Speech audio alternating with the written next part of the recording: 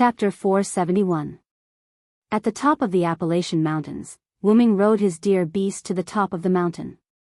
Then, Wuming jumped off the deer beast and looked into the distance. Caw, caw. Along with a cracking sound, the helmet on Silent Cry's head that looked like it had grown dragon horns automatically separated like Mordred's helmet, attaching itself to his shoulders and back. Wuming, who finally revealed his head, couldn't help but take a deep breath. Phew, the air in the mountains is indeed very cool. Wuming looked around with his eyes that had turned golden because of the Holy King. It's called the Great Mythological War, and it's not wrong at all. Wuming could clearly feel that the mana density of this singularity was continuously increasing. Although it was probably because of the Magic King, but, is the excessive use of the Holy Grail a side effect on the singularity? Wuming pondered. After all, how do you think the Dragon Fang soldiers, Roman soldiers, and Wuming Celtic soldiers were mass-produced? Even Maeve wouldn't be able to summon enough soldiers to occupy half of America in a short period of time without using the Holy Grail. It was probably the same for the Dragon Fang and Roman soldiers. I wonder how many lone servants there are on this continent. Wuming said as he looked down at the battlefield that seemed to have already begun. Wuming learned from Roman that the Holy Grail of every singularity would summon a lot of lone servants. Therefore, Wuming was thinking about the lone servants. If we can rope him in, he will be of great help to Tachika. However, he had to have the opportunity to meet a good lone follower. Then, Wuming closed his helmet and sat on the white deer beast again. Oh. Wuming rode the deer and galloped toward the foot of the mountain. His scarlet cape fluttered in the wind, making rustling noises. At the foot of the mountain, not far from the northern battlefield of the Mississippi Plains. In the north was a group of ferocious-looking skeleton soldiers that didn't look human, the Dragon Tooth soldiers. Some of the Dragon Teeth soldiers were holding large bone blades, some were holding long bone spears, and some were holding curved bone bows. They were arranged in an extremely orderly manner. In the south was a group of Roman soldiers wearing old but tough leather armor. The Roman soldiers were basically armed with spears, shields, and short swords at their waists. Both armies were heavily guarded, and there were no commanders in sight. It was as if they were about to engage in a daily battle. Both armies moved and began to attack each other. The vanguard of both sides made contact. There was no flashy exchange of blows. It was just a mutual attack of you with a saber and I with a spear, you with a sword and I with a shield. It had to be said that such a battle was merely a matter of who had more troops. However, for both sides who possessed the Holy Grail, this was indeed a terrible idea. Therefore, after such a long battle, it was time for them to change their strategy. For example, taking a picture of a general or something. Roar. All of a sudden, an inhuman roar sounded from behind the Dragon Fang soldiers. Then, a huge black figure jumped into the camp of the Roman soldiers. Boom! When the black figure landed in the camp of the Roman soldiers, it directly caused a violent impact to the Roman soldiers. Roar! The black figure roared again.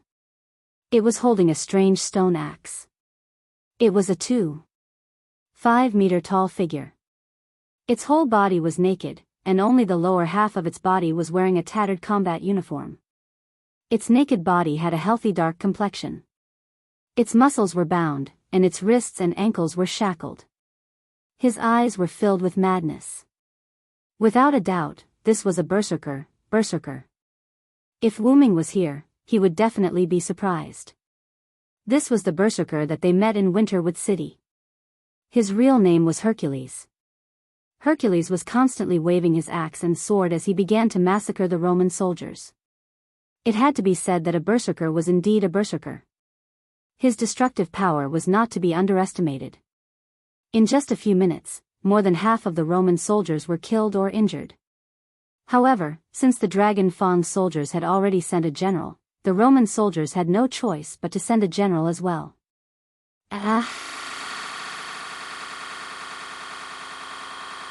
Immediately afterward, a red-eyed man wearing ancient golden Roman armor, a battle skirt and a tattered red cloak behind him rushed over with a roar. He seemed to be a berserker as well. Ow, ow, ow, ow. Roar. The two berserkers roared at each other and began to fight. The Greek berserker swung his huge axe and sword and attacked the Roman berserker. On the other hand, the Roman berserker was not afraid of pain. He carried his axe and sword and attacked the Greek berserker. The two berserkers with similar strength and durability were fighting each other just like that. After a few moves, the Roman berserker was clearly at a disadvantage and was beginning to be suppressed by the Greek berserker. There was no doubt that if there were no reinforcements or something special happened, Rome's berserker would definitely die. Ow, ow, ow, ow. The Roman berserker roared unwillingly. Suddenly, a ray of moonlight appeared in the sky and shone around the Roman berserker. That was the Roman berserker's noble phantasm. It could cause mental damage to the enemies in the surrounding area. Roar. It could only be said that Hercules was indeed worthy of his name. Even if he had gone berserk, it could be said that because he had gone berserk, the enemy's noble phantasm had no effect on him. However, the surrounding Roman soldiers and dragon fang soldiers could not. Ah ah ah ah ah. The Roman soldiers began to go berserk. Kada kada kada. The dragon fang soldiers also went berserk. Then, the Roman soldiers and dragon fang soldiers who were affected by the Roman berserker's noble phantasm began to attack Hercules crazily. Roar. Ants could even kill an elephant. However, to Hercules, these soldiers and dragon fang soldiers were not ants. At most, they could only affect Hercules. Hercules crazily crushed these soldiers and dragon fang soldiers and began to attack indiscriminately. As long as they were close to him, they would be smashed into pieces by Hercules' axe. However, the Roman berserker was also among them, constantly attacking Hercules. The Roman berserker, who could match Hercules' strength, could cause damage to Hercules with every attack. This was what they meant by ants could kill an elephant. Of course, that referred to Hercules being attacked by the Roman berserker. At that moment, there was a sudden magical fluctuation not far away from the two servants, and the two berserkers could not help but look over there. With a flash of light, two figures appeared in the same place. Reiki transfer normal, to Chica, Matthew, you have come to the United States in 1783. Roman's voice came from Gadazzi's wrist. It was Matthew who was wearing Chaldea's master clothes and Galahad's Reiki suit. Doctor, are you sure this is the United States in 1783? Gadazzi and Matthew looked at the battlefield in horror. Was there such a fierce battle in the United States at that time? Coincidentally, Hercules and Rome's berserker were looking at the two unknown enemies who had entered the battlefield. Gadazzi and Matthew could not help but swallow their saliva. It feels like we're finished. Chapter 472. Roar. Hercules and Rome's berserker roared in unison, as if they were extremely angry at their former enemy who had suddenly entered the battlefield. It's over. That's Hercules and Caligula. Gadazzi shouted in a panic. They were the enemies that Gadazzi and Matthew encountered at the second and third singularities. As if they also had an impression of Gadazzi and Matthew, Hercules and Caligula roared and ran towards the two. Senior, please step back. Matthew raised his shield and stood in front of Gadazzi. Hercules raised his axe and sword and smashed it down at Matthew. Clang! The sword and axe collided with the holy shield, producing an ear-piercing sound. Ha! After blocking Hercules' attack, Matthew shouted and pushed Hercules away. After experiencing 4 singularities, Matthew had indeed become a lot stronger. Hercules was a humanoid Gundam whose strength had reached A+. Even though it was not easy for Matthew to block his full-powered attack, he was still able to do so. Senior, it's too dangerous here. Prepare to break out of the battlefield, Matthew said to Gadazzi without looking back. Gadazzi was not an idiot. The Dragon Fang soldiers and Roman soldiers had begun to surround them. No matter what, they had to leave the battlefield first. When a scholar meets a soldier, it is difficult to reason with him. This was probably the case. No matter which side it was, there was no way to communicate with them at the moment, so it was best to leave now.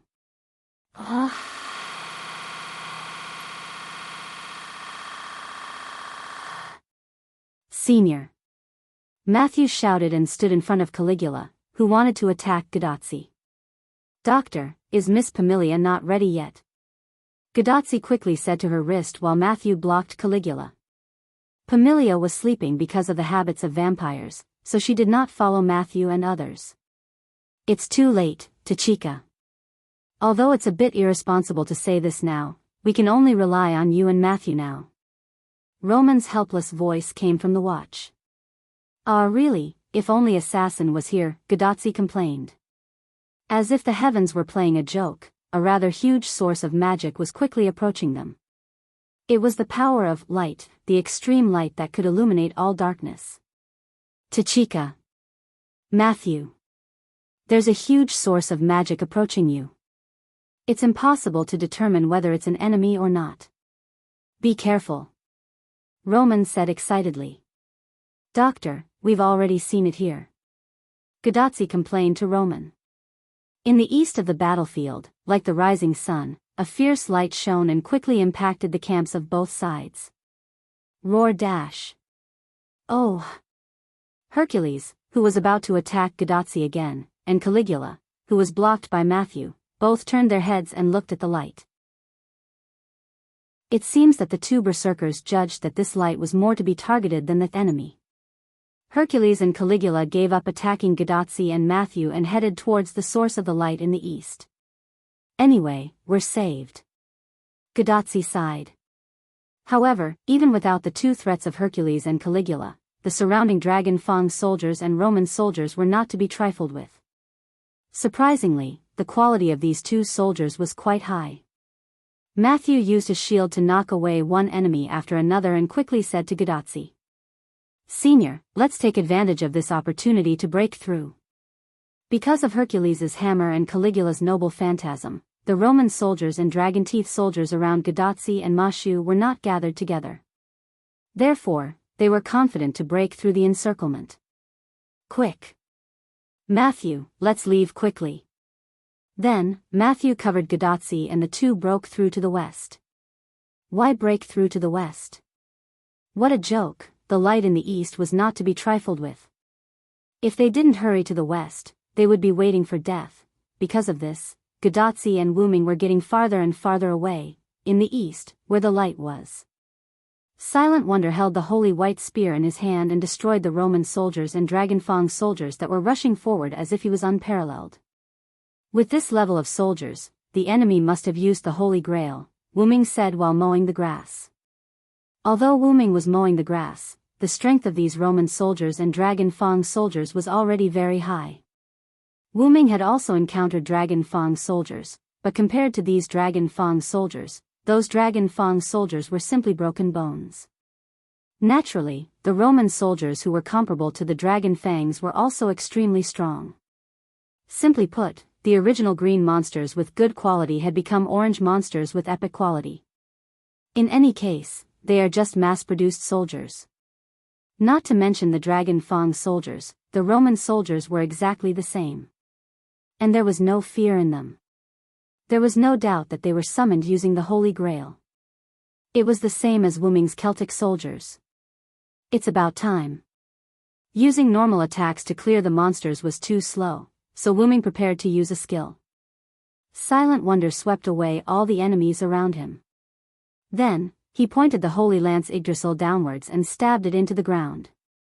Feel the radiance of the Holy King. Wuming said as he injected magic into the holy spear. Boom! In an instant, the magic of light was released and overturned the soldiers and the ground, causing a violent explosion. The scorching light purified the enemies and the ground. Wuming stood in a large crater that looked like it was hit by a meteorite and pulled out the holy spear that was still stuck in the ground. Holy King's Radiance, A.A.'s the descent of the Holy King, the radiance of mercy accompanied the Holy King. The effect could be said to be similar to the Ghost Seed Demon's skill. It was a combination of natural demon, strange strength, charm, magic release, and so on. Wuming used the effect of the light magic release. It had to be said that the effect was outstanding. Wuming's attack just now almost changed the terrain of the northeastern Mississippi plains, and the attacking Roman soldiers and Dragon Fang soldiers were basically wiped out. Roar. Oh! Suddenly, two different roars were heard, and two figures appeared at the edge of the crater. Is that Hercules and the unknown berserker? Wu Ming knew Hercules because he had met him before. However, Wu Ming really did not know Berserker, who was like an emperor. However, this did not hinder Wu Ming. Both of them did not come with good intentions. Mythical Yggdrasil. Chapter 473. Mythical Yggdrasil. Wu Ming didn't say anything and directly released the true name of the holy spear. The originally solid holy spear in his hand seemed to have turned into light, shining with infinite brilliance. Even Hercules and Caligula couldn't help but raise their arms to block the dazzling brilliance. Pure brilliance, holy world tree, help me purify the evil. Wu Ming shouted loudly and threw the aurora pillar in his hand like a javelin at Caligula. After all, Wu Ming didn't know Caligula well and didn't know if he was a strong threat. But Wu Ming knew that Hercules could resurrect 11 times, and he would be immune to all attacks he had received. Therefore, Wu Ming chose to get rid of Caligula, the unknown berserker, first. Ah! The intense pain made Caligula roar. The spear of light hit Caligula's body at a speed that Caligula couldn't react to. It passed through his body and left a glowing hole in his body. Bang! Then, Caligula exploded and overturned Hercules, who didn't have time to leave Caligula's side. This was the power of Wu Ming. No, it should be the light of the Holy King. At this point, the Roman berserker, Caligula, was eliminated. Roar! Hercules got up and roared at Wu Ming. Next, it's your turn. Wu Ming waved his hand and the holy spear that had turned into light returned to Wu Ming's hand and turned into a solid object. It had to be said that Hercules' 12 trials, God Hand, was really powerful. It was even more cheating than Wu Ming, who cheated. It was immune to B-level damage and could resurrect 11 times. It had a strong resistance to attacks that killed it once. If the master's aptitude was high and had enough magic, the number of resurrections that were lost could be recovered. Even if Wu Ming was extremely powerful now, he couldn't be sure that he could kill Hercules and make him leave. But, I don't need to kill you. I just need to defeat you, Wu Ming said as he rushed toward Hercules with his spear. Roar! Hercules saw the man in white armor running toward him and roared crazily. After all, Hercules was a demigod hero and could be said to be the most famous hero in Greece. Even if he was a berserker and had lost his mind, he had his own pride. How could Hercules be afraid of his opponent, who was also a berserker, who had unleashed his noble phantasm right from the start? He just looked a little fairer than him, had more mana, and was on par with him in terms of ability value. He just looked a little prettier than him. Roar! I, Hercules, am not afraid. Along with the roar, Hercules jumped up and raised his axe to attack Wu Ming. Even if Hercules had lost most of his mind, his body's instinct was still there. His instinct allowed Hercules to hit Wu Ming directly. Dong! There was a small hole in the pit that was originally a big one. The small hole was filled with smoke and dust. Whoosh! A white spear came out of the smoke and swept across. Wu Ming swept the smoke and dust away. There was not a single speck of dust on his white armor. When Hercules was about to hit him with his sword, Wu Ming used his holy spear to block it. In addition to his relic, Arthur's gift armor, even without the protection of his holy spear, Wu Ming did not suffer any damage when Hercules hit him. To put it simply, Wu Ming's relic was tougher than Hercules' body from the 12 trials. Roar! Perhaps Hercules saw that his attack was ineffective. He roared again and rushed toward Wu Ming. When Wu Ming saw Hercules rushing toward him, he reached behind him and grabbed his cloak. He threw the cloak at Hercules. Hercules cut the cloak in half with his sword and axe. The cloak turned into magic particles and drifted away with the wind.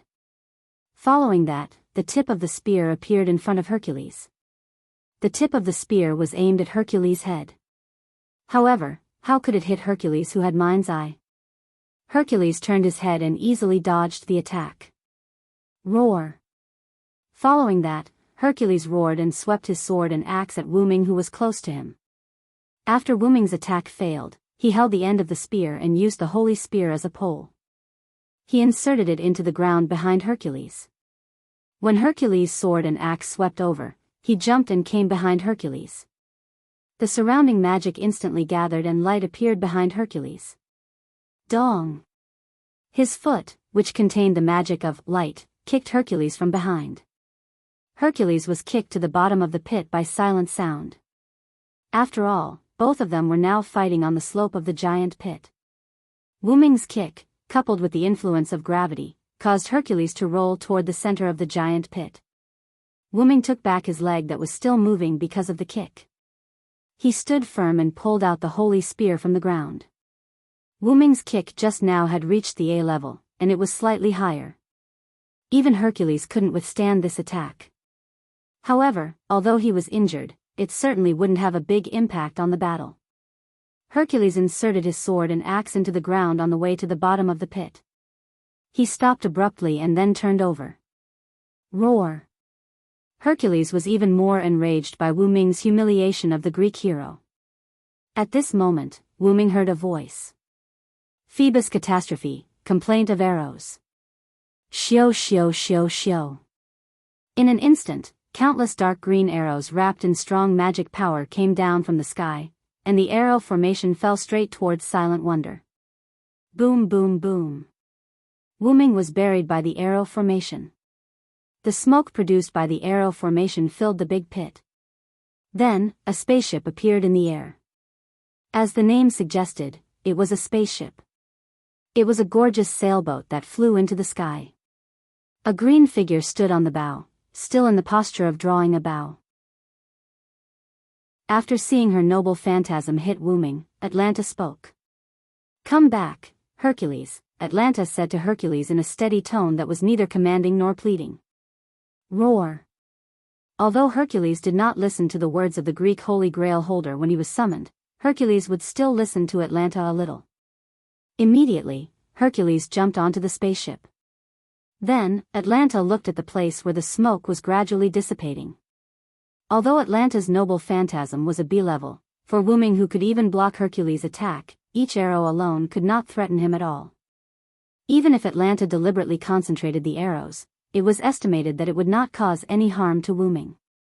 This was indeed the case. When the smoke was completely dispersed, Wu Ming's spotless figure was still standing in the big pit that was almost destroyed. Such a familiar noble phantasm, I guessed it must be you, Wu Ming said lightly. Chapter 474. Although Wu Ming's voice was not loud, Atlanta, who had a particularly good hearing, still heard it. I don't know you, Celtic hero. Atlanta held the heavenly bow blessed by Artemis and aimed at Wu Ming again. Although Atlanta kept saying that she didn't know Wu Ming remembered Atlanta, and there was a reason why Atlanta didn't know Wu Ming. Servants were the avatars of heroic spirits, and each avatar was different. To put it simply, the main body was divided into many avatars, and what you know is just one of the avatars.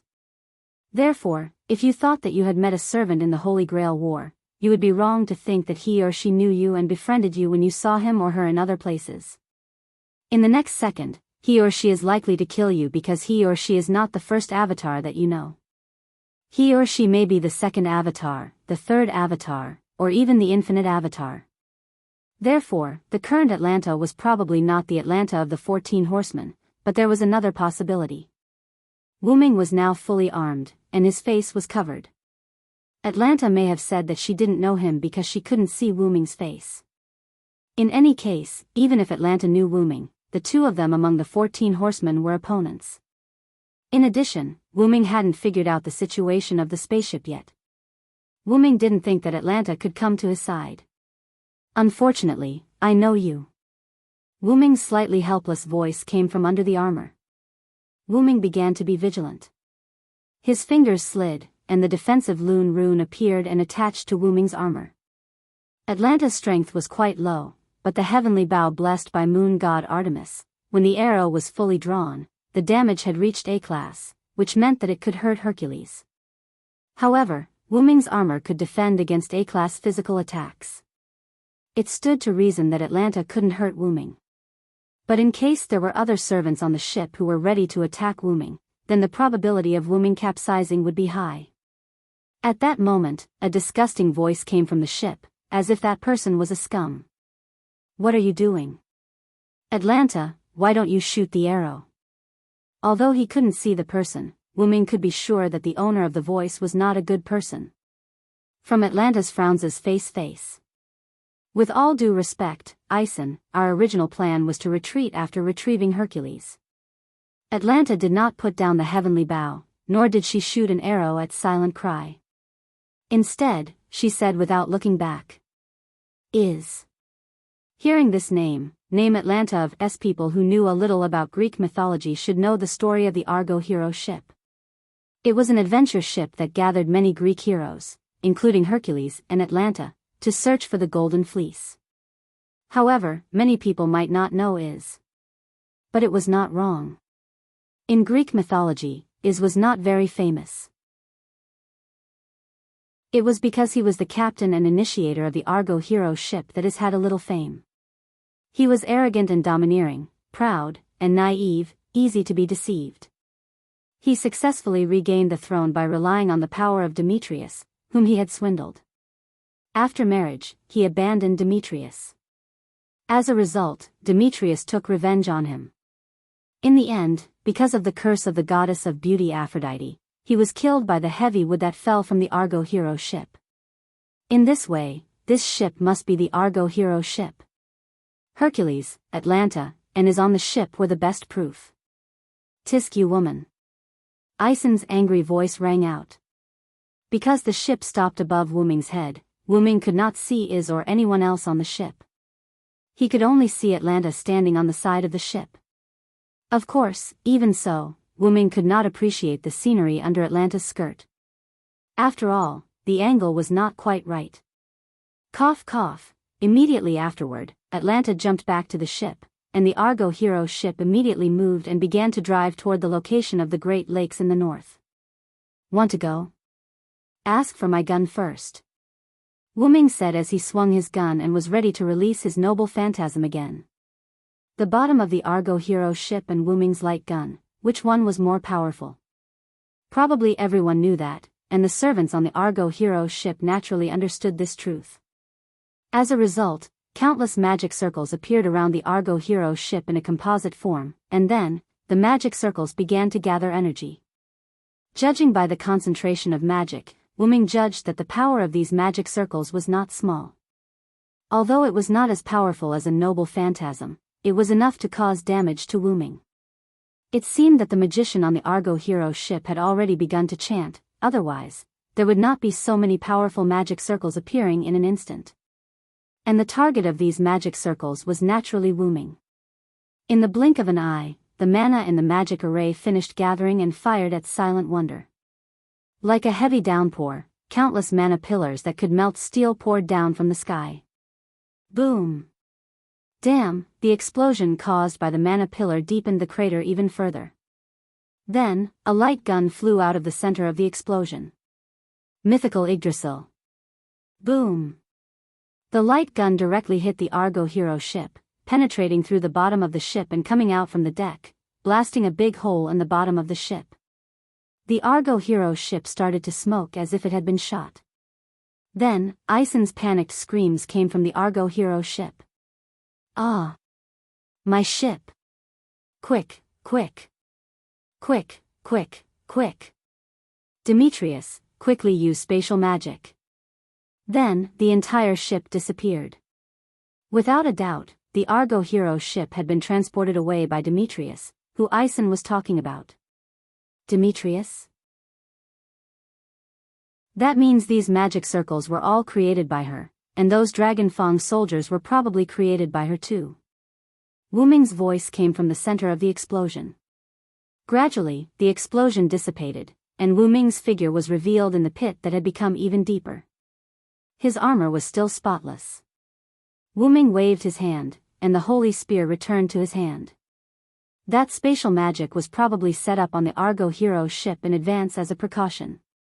After all, using spatial magic to transport such a large ship was absolutely impossible.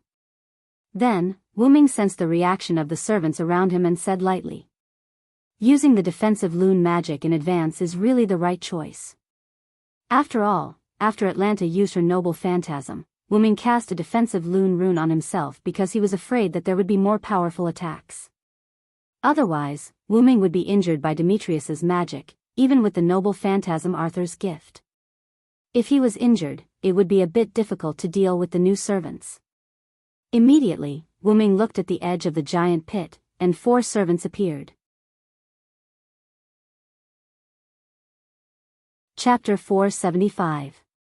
What a spectacular scene, a fat man dressed in red and yellow said leisurely, just like an emperor. "Caesar Sama, I just received a message from the god ancestor. Caligula has left the battlefield." A woman wearing an ancient blue dress next to the fat man said.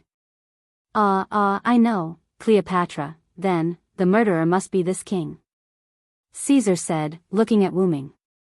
The holy white armor, the holy spear, whether it was Caesar or Cleopatra, they didn't think that the enemy was easy to deal with.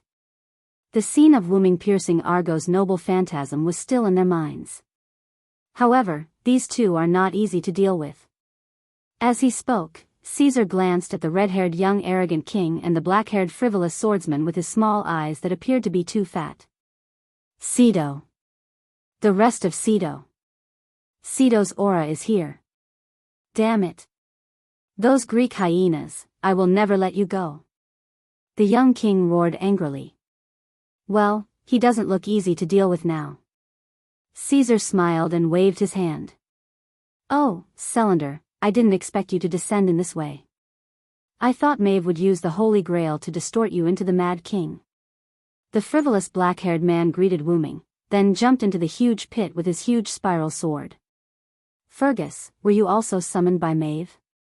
Wu-Ming calmly looked at his old friend, who was killed by Gil in Winterwood City. Not to mention that he still couldn't remember what happened in Fuyuki City. Moreover, the Celtic warriors weren't people that could be held on to by trivial matters. "Let's not talk about this for now. The 2 over there are servants from Rome, and the one on the other side is the hero of India, Rama.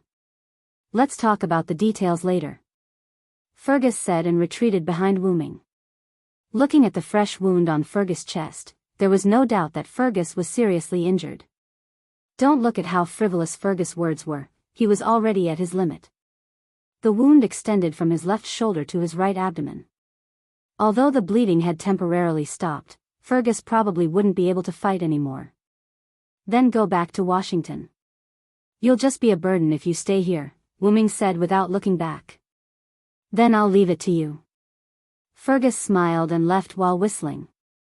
Wu-Ming first looked at Caesar and Cleopatra before looking at the red-haired Rama. The name Rama reminded Wu-Ming of the last king of the god slayers, who was also Rama. The 2 of them were the Rama of their respective worlds, but they would not have any connection.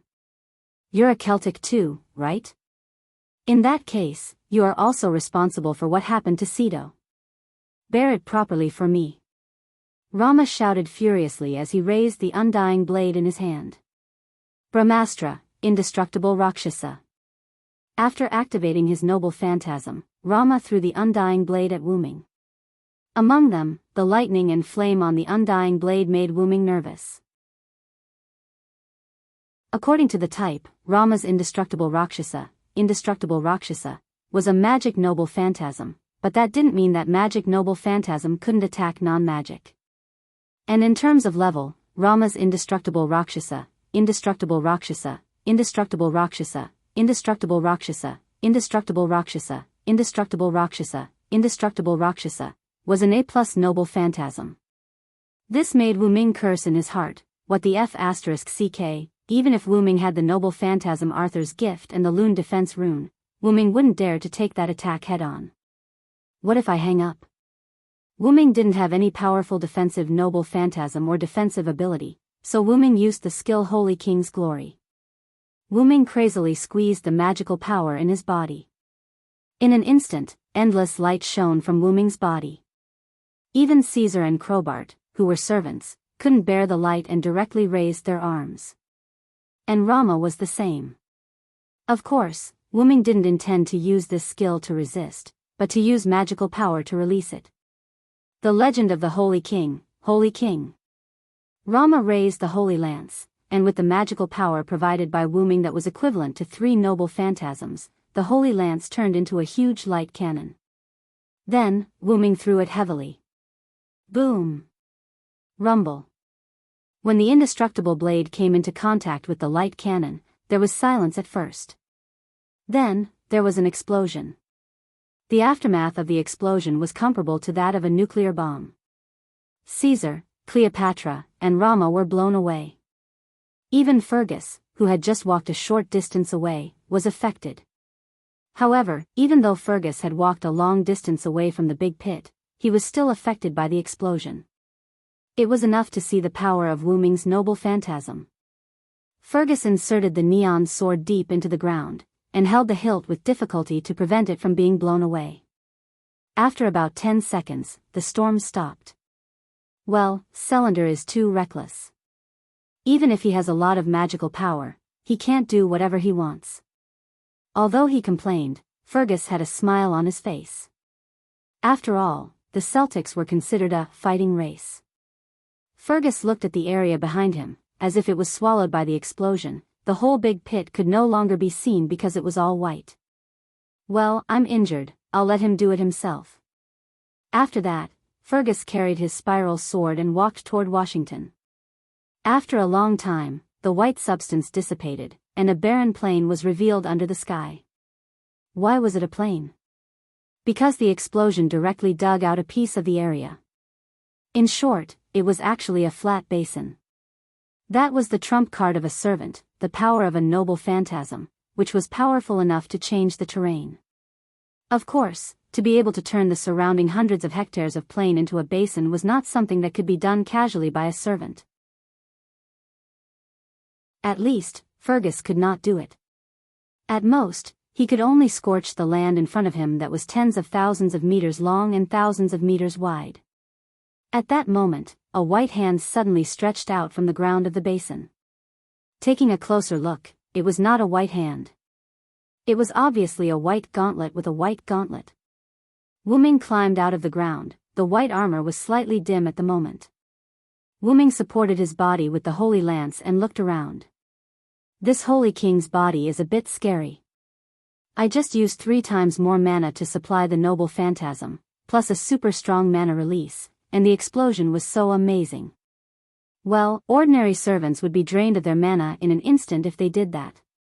Only Wuming, who had a special ability, dared to do that. Mana amplification, EX, the perfect attribute of the root dragon. No matter what class, the root dragon's mana was almost unlimited, and it was not affected by the class. Because of his almost limitless magic, coupled with his cheat code and Maeve's use of the Holy Grail, Silent Cry has really become able to do whatever he wants. Rama, Caesar, and the others, I'm afraid they would have been blown away. Because Wuming was in the center of the big pit, Wuming was buried underground. Rama and the others, who were at the edge of the big pit, were unlikely to be buried underground. It was very likely that they would have been blown away. Forget it, let's leave it at that for the time being. The information collection is almost done. After that, Wuming also began to move toward Washington. Good heavens, so the reason for this nuclear flattening was to gather intelligence.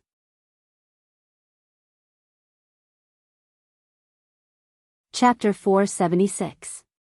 Logically speaking, there should be a lot of local residents around the basin that was turned from a plain to a nuclear flattened. However, the surrounding area was subconsciously identified as a battlefield by Greece and Rome. Therefore, the local residents in this area were evacuated by Greece and Rome. Both Greece and Rome set up capital cities in their respective territories and gathered the people as if they were establishing a country. The people, on the other hand, chose a side to join in order to protect themselves. It's really beyond my expectations. I thought they wouldn't care about the life and death of the local residents. Wuming sat in the president's seat and casually flipped through the information collected by Maeve after Wuming left. At this moment, Wuming's originally battered armor was restored to its holy state. There was no doubt that Maeve directly used a command spell to restore Wuming to his full state. This is not surprising. After all, both sides have similar leaders. Maeve stood behind Wu Ming and said with a smile while hugging Wu Ming's neck. Rome's words were still understandable. After all, it was Caligula and Caesar. It was normal for them to build a city. On the other hand, Greece was more than happy to play the king's game. After all, Greece had Jason. That guy used women for revenge. If you used them, then so be it.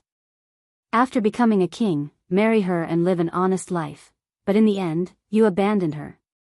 Although both sides had leaders, neither Wu Ming nor Maeve would agree with such a man. There are also residents in our territory, right? Wu Ming continued to look at the information and said to Maeve without looking back. That's right, because Sai became the Holy King, the original plan to kill everything was cancelled. Maeve said calmly. She didn't find it strange that she said to kill everything. After Maeve occupied Washington, or rather, after occupying half of the United States, before she could do anything to the local residents, the other Holy Grail forces came and divided the United States, which was originally divided into 2 parts, into 5 parts. Maeve then retreated to Washington. After that, Maeve decided to establish her capital in Washington. She was no longer in the mood to kill. A few days later, Maeve summoned Wu Ming. After that, because of the Holy King's reputation, Mai Fu also changed her policies. She started to treat it like a country and no longer had any bad intentions. Only the Holy Grail faction that occupied the Rocky Mountains had no intention of building a city there. The Rocky Mountains were already lacking in population. As a result, a small portion of the population migrated to Greece and Rome. Of course, the westernmost force of the United States, the Lion Head, represented the United States from the very beginning. If it were not for the Rocky Mountains, the people of the American continent would have run over to the Lion Head. Now, regardless of whether they were forced or not, the natives were living in the Celtic territory. After all, as long as little Sai wants to do something, I will accompany you. If you become the wise mad king, I will become your bloody queen. I will fight alongside you. If you become the holy king, I will become your holy queen. I will rule the kingdom with you. That is my wish. I will accompany you until the day I die. Maeve's usual charm was gone. At this moment, she was really like an ordinary girl accompanying her sweetheart. She hugged Wu Ming gently. When he was summoned by the Holy Grail, Wu Ming heard Maeve's wish. Not a king who can kill with me, but a king who can make me accompany you. Wu Ming fell silent. What man would reject a girl who was willing to do anything for him?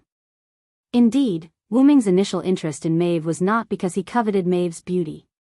It was because he was a greenhorn and could not help but be interested in the things around him. Wu Ming had just changed from an ordinary person to the identity of the Root Dragon. He had also learned from Skaha.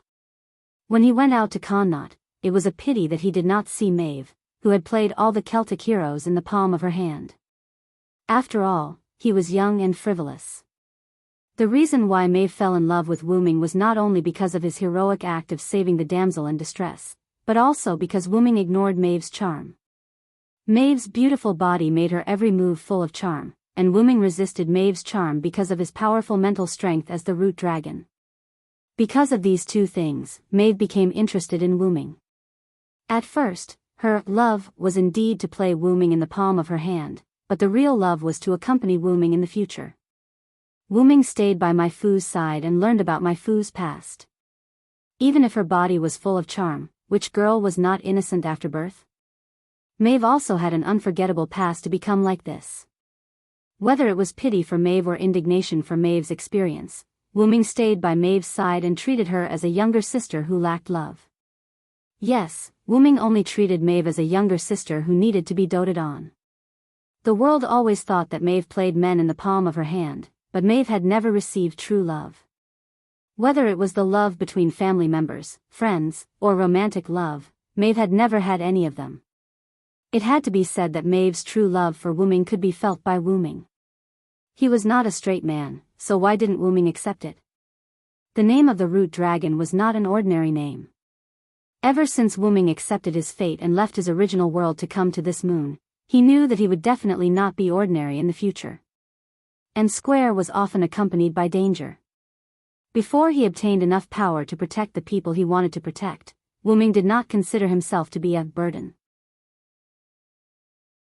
That's right, in the beginning, because Wu-Ming did not activate the power of his bloodline, it was a little difficult for him to protect himself.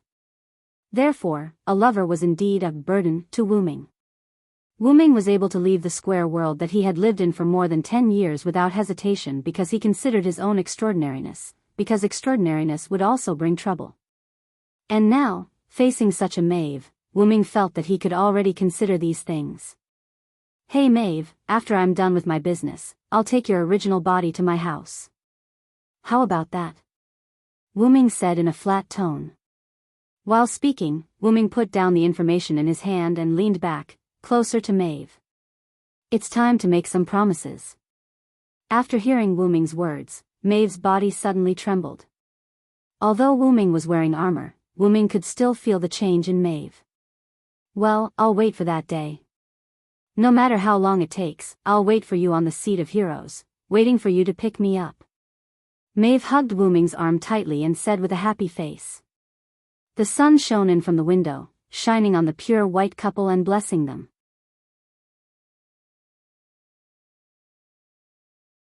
Chapter 477.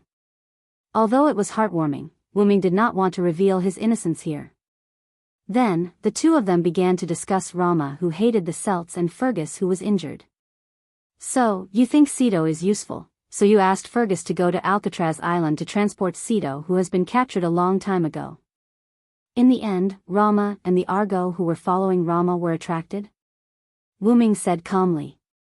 As everyone knew, the American continent was huge, so was the United States. Therefore, the territories were not as strictly divided as Wu-Ming had seen from the map. For example, the mountainous plains between the Rocky Mountains and the Great Lakes were unoccupied. The Celts were in the easternmost area, while the Greeks and Romans were in the western plains not far from the Appalachian Mountains. The Holy Grail forces in the Rocky Mountains did not make any moves at all. As for the Lionhead forces, they were temporarily resting in the westernmost area as they could not defeat the other forces. The Missouri River flowed through that area and the terrain was not too high. The Green Holy Grail forces were mainly in the southern part of the Rocky Mountains. Therefore, that area was the largest unoccupied land. Many of the native residents had formed a rebel army. It was said that they were led by a single follower. That was why they could be active in this continent. If the territories were as strictly divided as Wu-Ming had seen on the map, how could there be a rebel army? They would have been suppressed by these forces long ago. All in all, the westernmost Alcatraz Island belonged to the easternmost Celts. There was nothing wrong with that. Ahem. Let's not talk about that for now. According to Maeve, she was preparing to withdraw Beowulf, who was stationed in Alcatraz Island. Therefore, she sent Fergus to meet him. In the end, because Rama had a special skill that allowed him to sense Cedo, Rama intercepted Beowulf and Fergus halfway. For the sake of his beloved woman, the hero Rama sneaked up on Beowulf and threw out a noble relic. He almost killed Beowulf and severely injured him. Fortunately, Cedo was escorted by Wu-Ming's soldiers at the back. Otherwise, Rama's noble relic could have killed Cedo. However, if Cedo was beside Beowulf and Fergus, Rama would not be able to throw out his noble artifact. Afterward, when Fergus and Roma were fighting, Cedo was taken away by the crew of the Argo led by Aeson. They also killed Beowulf while they were at it. Atlanta was more than enough to deal with a heavily injured Beowulf, not to mention that there was also the god-magician Demetrius. Then, Rama, who was enraged once again, used his spiritual base and used another relic to injure Fergus. He then began to chase after Argo. Although it was called an injury, Fergus was almost done for. Rama had overdrawn his spiritual base to release the relic. Perhaps, when Rama was fighting Wu-Ming, he had also overdrawn his spiritual base to use the relic. As a lone servant, although Rama was summoned by the Holy Grail could only maintain Rama's current realm. It was impossible for it to provide unlimited mana. Almost all the other servants were the same. It seemed that only Wu Ming had a master, and that was Maeve. He couldn't see the command seal because Maeve was wearing a white silk glove that blocked the command seal. After that, Fergus needed to return to Washington, so he followed Rama on the way. When they passed through Rome's sphere of influence, Caesar and Cleopatra, who attracted attention, appeared. The two of them watched Rama chase after the Argo, and Fergus chased Rama. With the mentality of watching a good show and supporting Caligula, the two of them followed. As a result, the scene when Wu Ming saw the 4 servants gathered in the big pit appeared. However, unfortunately, Caligula had already been killed by Wu Ming, and the good show that they wanted to watch had turned into a bad one. If that's the case, Rama should be dying now. At present, they only knew that Rama had overdrawn his mana and spiritual base to release his noble artifact twice. Before that, they couldn't deny whether Rama had overdrawn his mana or not. Coupled with the constant running in this huge American continent, he had consumed a lot of mana. Not to mention, my noble artifact and Rama's noble artifact exploded. The explosion wasn't far from Rama, so he must have been affected. Wu Ming was only affected by the explosion, but the armor on his body was dimmed, and he still needed Maeve to use a command seal to restore it. Rama, who had no armor, overdrawn his mana, and unstable spiritual base, was even worse. Maybe he has already left. If that's the case, my plan to unify the continent will be one step closer. After all, if Wu Ming wanted to unify the American continent, Wu Ming, who had become enemies with Rama, would definitely be troubled by Rama, the great hero of India. Wu Ming's people had kidnapped Rama's wife. Now that Wu Ming had accepted the identity of the Celtic king, he had to shoulder this responsibility. Yeah, the hatred of stealing my wife is irreconcilable. I have to unify the continent as soon as possible, Wu Ming said in a serious tone. Wu Ming and Maeve had already planned it out. Wu Ming's goal was to restore the singularity, so he had to collect the Holy Grail of the singularity. There were a total of 4 Holy Grails, the Celtic king, the Greek king, the Roman king, and the Holy Grail king who was still unknown. Wu Ming, who was the Celtic king, could be said to have one less enemy. After all, Maeve, who had the Holy Grail, was one of his people. Therefore, he had to deal with the other forces.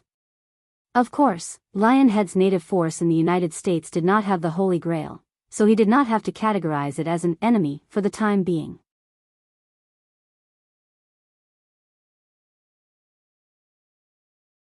Chapter 478. The reason why Wu Ming asked this question was because Wu Ming had never seen other Celtic servants. If he didn't meet Fergus, he wouldn't know that Fergus was on his side. There are 3 more, but one of them is not from Celtic, but from India, and he has a little relationship with Romo. Maeve pretended to be mysterious and said to Wu Ming with a playful smile. If there is a chance, introduce them to me. Wu Ming chuckled and said lightly. Wu Ming's meaning was obvious, he was going out again. Are you going out again? Really, can't you spend more time with me? Maeve said coquettishly, her body began to produce charm again. Maeve naturally knew that charm was ineffective on Wu Ming, but it was her body's natural ability, and it was released involuntarily. Then, Wu Ming touched Maeve's head with his hand that was wearing white protective gear. Although I have become a king, after all, I have no interest in it, so I will leave it to you, my queen. After touching Maeve's head, Wu Ming asked some information about his servants and Lionhead's information and left the room. My king, I will help you take care of our country. Maeve, who had once again turned into an infatuated woman, was left alone in the room. Wu Ming was ready to go to the United States, which was the westernmost part of the American continent. Now that he couldn't find Gadotsi for the time being, Wu Ming was ready to go to the countries that could be united. He just wanted to meet the old friend that he heard from Maeve. I just don't know if he remembers me, Wu Ming said casually. When he walked to the corner, Wu Ming met 2 people. Well? The person in front of Wu Ming was obviously a master and servant, and the 2 showed a very obvious superior and subordinate relationship. The former was a handsome man with long blonde hair, and the latter was a young man with short black hair and a mole. What a coincidence to meet the Holy King. The blonde man's tone was not too respectful, but also not arrogant, as if he was in front of a person who deserved a little respect. I am Finn McCool, this is my subordinate. The blonde man introduced to Wuming. Nice to meet you, Your Highness Holy King, I am Dilmund Odina. The black-haired man behind Finn said respectfully to Wuming. It seemed that Finn and Dilmund were two of the three remaining servants of the Celtic side. After all, Maeve had said that one of them was from India, but the two in front of Wuming were from Ireland. You don't have to be so courteous to me. If I remember correctly, you guys are from the Fjordna Knights. Speaking of which, you guys have some history with Fergus. Wuming nodded knowingly. Finn smiled calmly when he heard that. The necessary etiquette is still necessary. You are the Connaught Silver Dragon Cylinder who defeated Fergus. Even Cuchulainn didn't beat you. Naturally, you need to be respectful to a hero. Dilmund shook his head with a smile. Wuming had some recollection of what Dilmund said. When Connaught and Ulster went to war, Fergus ran over to serve Maeve. Because he couldn't stand Fergus's lecherous eyes, Wuming chased him away. At that time, Maeve even laughed at Wuming, saying something like, "Since you're jealous, then just accept me." Ahem. Wuming was just a siscon. How could he let his cabbage stay with a wild boar? Now that he thought about it, it seemed that Wuming was quite a siscon. He watched Artoria grow up, and Joan of Arc was younger than him in his memory. There were also Illyria, Mayu, and Shiobi. They all seemed to be siscons or siscons. How could it be? It was just a coincidence. Wuming shook his head subconsciously, but this scene was humble in the eyes of Finn and Dilmund. You don't have to be humble. Your achievements on the battlefield between Greece and Rome are still vivid in our minds. At that time, Finn and Dilmund were not in Washington. The two of them were outside roping in stragglers.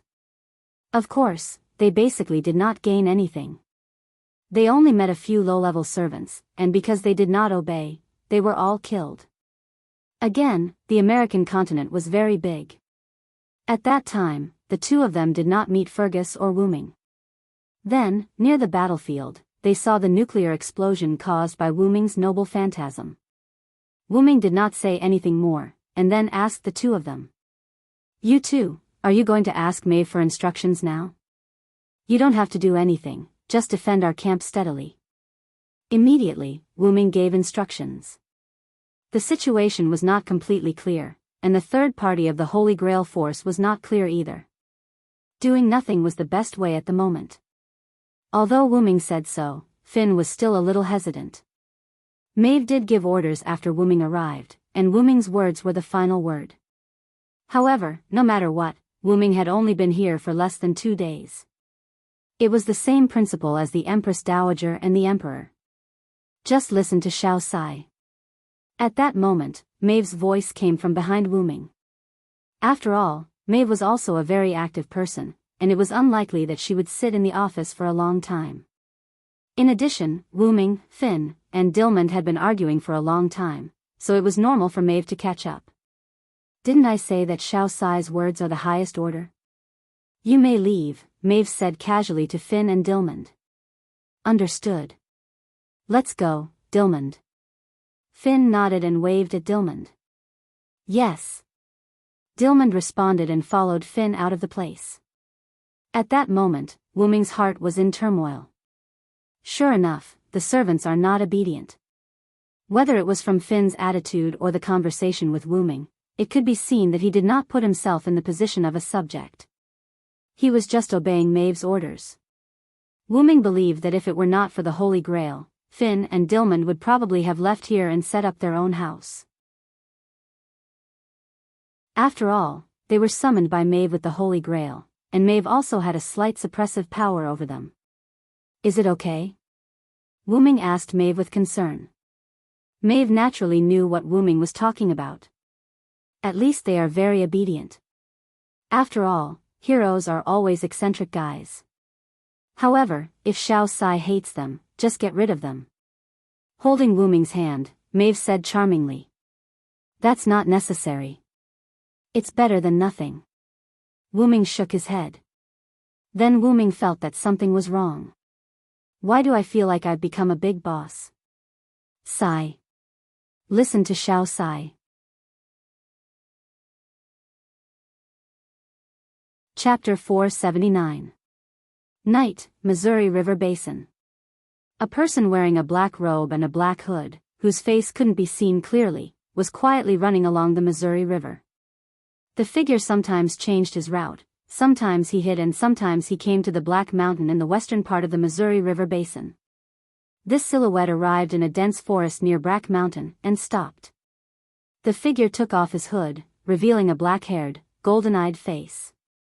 The person who came was naturally Wu-Ming, who was preparing to go to the western part of the Rocky Mountains to investigate and cooperate with Lionhead. It had to be said that there were many plains in the United States, but there weren't many forests, but they weren't few either. Wu-Ming sometimes changed his route, sometimes he hid and sometimes he didn't want to be discovered by the servants and humans in this area.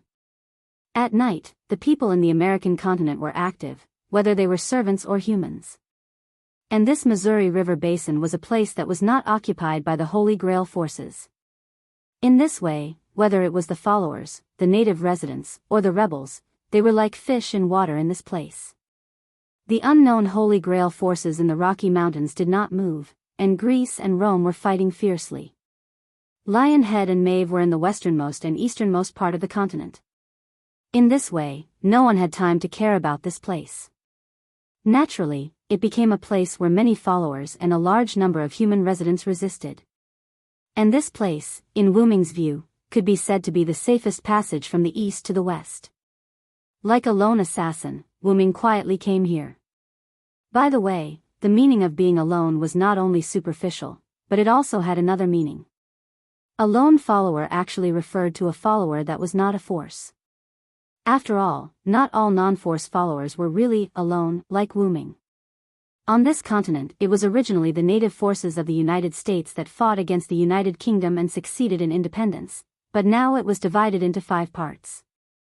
In addition to the followers who held the Holy Grail and the forces summoned by the native forces of the United States, the Holy Grail also summoned extra followers. Due to the large number of Holy Grails with this singularity, there were many followers who were left behind. Apart from Finn and Dilmod killing a few unranked servants, Fergus also encountered many lone servants on his way to Alcatraz Island. It should be the Celtic followers, were all warlike. Fergus had basically been fighting along the way. This was also one of the reasons why Fergus had been so easily beaten down by Rama. After all, Rama had also overdrawn his spirit base. With so many factors added together, Fergus had been unable to block him. On the other hand, Beowulf was completely unlucky.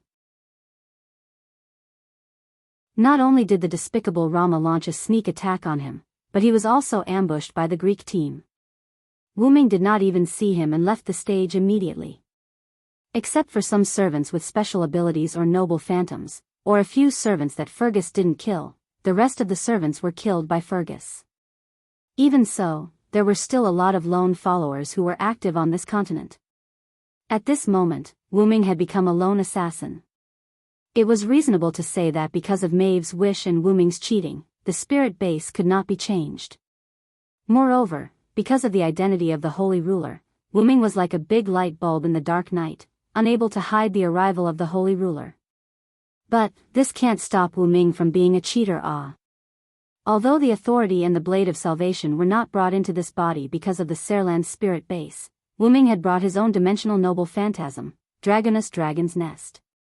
In the beginning, Wu-Ming only wanted to use the dimensional Loon Rune to store things in a small space.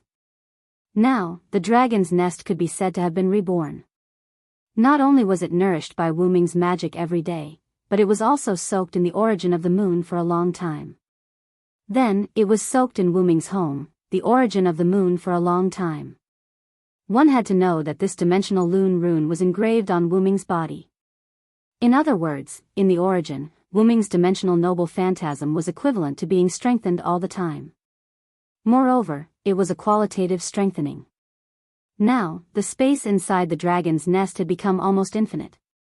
It was not an exaggeration to say that it was a small world. Although it was still used by Wu-Ming to store things, however, it was just as well. Wu Ming was a collecting maniac. Everything that caught his eye was kept in the dragon's nest. Putting aside the things that he collected in Kanzaki, Wu Ming had also been through several worlds and secretly stored a lot of things. If one had to say, Wu Ming's dragon's nest could be regarded as a different kind of gate of Babylon. For example, there were many items that could shield one's magic and aura. Since he was going to be an assassin, the first thing he needed to do was hide. Wu Ming took out a dimmed gem from his bosom. It was a tool used for assassination. It could shield one's aura, but it was no longer effective. This thing seems to be from the Yggdrasil world tree. It's surprisingly useful. Forget it, who cares? Wu Ming casually crushed the dimmed gem. With a thought, the space fluctuated and golden ripples appeared. Then, Wu Ming took out a metal ball from the golden ripples. It was the metal ball that Shiobi had fused with half of her core. I kind of missed that little girl. Wu Ming was naturally referring to his younger sister, Shiobi. In Wu Ming's opinion, Shiobi, who had just obtained human emotions, was like a child. Although her brain was more genius than a genius, Shiobi was a parsing machine after all. Then, Wu Ming pressed the metal ball against his body without hesitation. In an instant, the metal ball seemed to have turned into liquid and integrated into Wu Ming's clothes. At that moment, Wu Ming had already taken off his armor and put on the clothes from the other world with the divine soul seed. This was the first time Wu Ming had taken off his armor in this singularity. He was inexplicably excited. Cough, cough, is this the formation of an inner armor? Wu Ming could clearly feel that there was a layer of metal armor covering his assassin-style clothes. However, it was not completely covered. Wu Ming could feel it. Now that I think about it, the Kikai race is really a cheating race. In various senses, as he said that, a metal mask appeared on Wu Ming's face. Only the area where the eyes were was left with a rectangular gap with a rectangular black lens. Then, several particularly strange small magic circles unfolded around Wu Ming, setting off a small gust of wind. In an instant, the wind stopped, and the magic circles disappeared. That's it?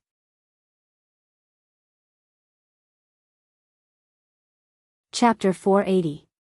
After all, the forest elves.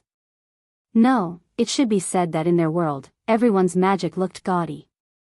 Why did it not work in Wu Ming's hands? Forget it, as long as it works. Through the data on the black lens, Wu Ming could check his own status. Although the lens looked black from the outside, Wu Ming saw it as transparent. Not only that, the night was now like day in Wu Ming's eyes. At that moment, the lens display showed a map of Wu Ming's surroundings. On the map, places with energy were blue, and places without energy were white. After all, the Kikai elves did not use magic, so no matter what kind of unknown energy it was, as long as it was energy, it would be marked. Magic was blue. Looking at his white body, Wu Ming was a little confused.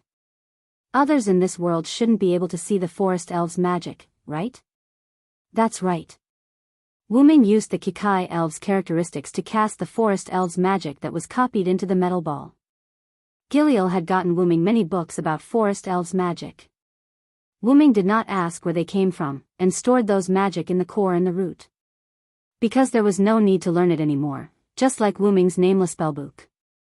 Although Wu Ming used to flip through it often, he realized that it was faster to use the spellbook automatically than to cast it himself, so Wu Ming gave up. Ahem, back to the main topic. Although it was reasonable to say that the Kikai elves could only copy an attack that had been seen or damaged once, when he was in the root, Wu Ming had slightly modified the core, making the core sublimate from its original foundation. In short, it would not have any bad effects on Shiobi. So, am I back to my old profession?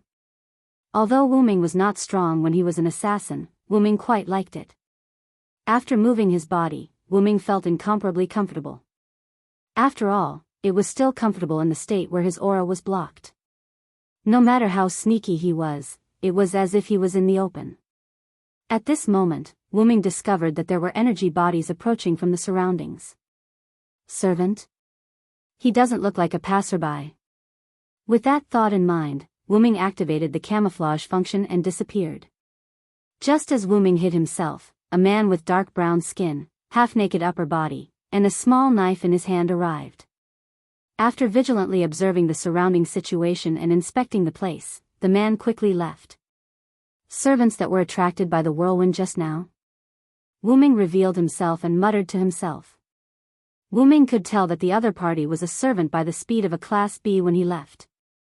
What's more, the other party's body was also filled with a lot of magical power. Wu Ming could see clearly through the lens that the magic power in the other party's body was slightly dark blue. At the very least, the other party's magic attribute should be a Class B. It's rare that he is a caster, Wu Ming thought. It seems that I have to be careful. When he activated the core, Wu Ming caused a small whirlwind.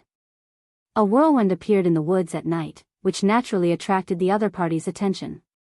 As a caster, Wu Ming's assassin at the moment was not a good match. Assassins in the dark were most afraid of those fancy magicians. The other party should not have found me. After all, who knows what magic caster will use? If the other party's magic is quite powerful, then Wu Ming will be exposed. Later, Wu Ming looked at the place where the other party checked.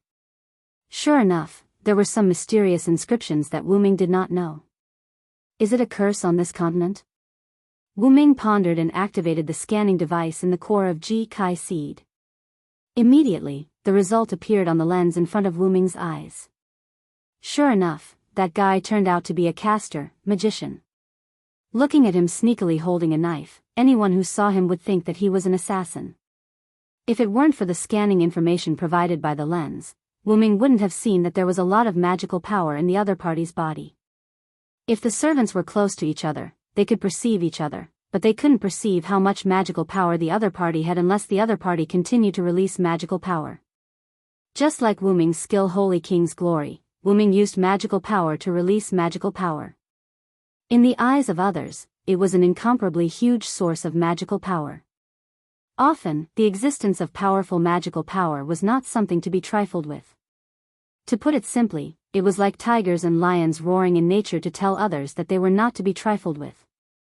According to the scanning results, these inscriptions played a role in detection.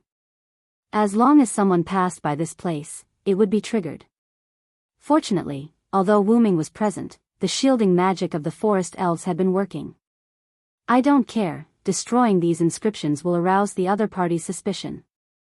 After that, Wu Ming continued to move toward the west. On the way, Wu Ming also saved the map of the American continent in the core, and a virtual live map appeared in front of Wu Ming. Wu Ming looked at the map. There is a town called Riverton at the foot of the Rocky Mountains. After Riverton, we will reach the Rocky Mountains. Immediately afterward, Wu Ming put away the virtual map, pulled his collar, and continued to move forward. Almost a few minutes later, Wu Ming came to a place some distance away from Riverton. Looking at the sparsely lit small town in front of him, Wu Ming paused. He felt the presence of servants in the town in front of him, but the specific number was unknown. Immediately afterward, he activated the scanning function of the armor again. Sure enough, Wu Ming found a clue. Anti-detection and defense magic? Wu Ming found through the scan that there was a lot of magic around the town, and it looked like a Greek-style magic. After all, Wu Ming had a lot of dealings with Greek servants, so he could still see it. However, the anti-detection magic doesn't work on the scanning of the Kikai. Immediately afterward, Wu Ming activated the long-range scan to detect the number of servants on the opposite side. Although the Kikai was called a magical creature, they were more like high-tech machines. Wu Ming's scan was completely like an infrared scanner. Because the other party didn't set up a visual obstruction magic, Wu Ming's scan was easily successful. Just like Assassin, Jack the Ripper's information erased, it didn't work on the camera. So, long live science greater than over equal to later, through the scan, Wu Ming learned the number of servants in that town. Wu Ming, who knew the result, was really shocked, if Ji Kai's scan was not wrong. There are more than 10 servants? Wu Ming was a little surprised. Through the lens, Wu Ming knew that there were more than 10 servants, which really shocked Wu Ming. What are these servants doing here? What's the big plan? Wu Ming's heart was filled with doubts. At that moment, an invisible arrow shot at Wu Ming.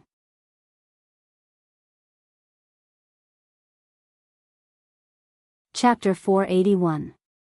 Wu Ming heard the sound of air friction and leaned back, dodging the arrow that was shot at him. To be honest, if it wasn't for the warrior's insight, Wu Ming wouldn't have noticed the arrow. Looking at the ancient wooden arrow that was deeply embedded in the ground, Wu Ming found that it was entangled with magic such as silence, acceleration, and stealth, although these magic had been ineffective. No wonder he couldn't hear anything and couldn't see anything. It seemed that the opponent's magic was not low. At this moment, the lens in front of Wu Ming's eyes also showed the arrow attack. There was no doubt that the arrow that was just enchanted with many magic had escaped the scanning of the Kikai core. It seemed that he couldn't rely too much on things from another world. In any case, it was really inconvenient to use things that were not from his world. I've been discovered. By now, if Wu Ming still didn't know that he had been discovered, then he really lived in vain. Since he was discovered, Wu Ming simply didn't hide. Feeling that there was a servant running toward him, Wu Ming didn't escape, but stood up. The inner armor that was transformed by the Kikai core was still worn by Wu Ming. Then, magic emerged from Wu Ming's body, and the magic began to burn. The white flame covered Wu Ming's whole body. Then, Wu Ming raised one of his hands and waved. The white flame disappeared with the wave of his hand, and Wu Ming appeared in the air. He had already put on the white full-body armor. Arthur's gift armor. He muttered the name of the relic softly. The holy armor seemed to be responding to him as it flashed with white light. At that time, the attacking servant also arrived. It looked like... No, he was a berserker. Ahahaha.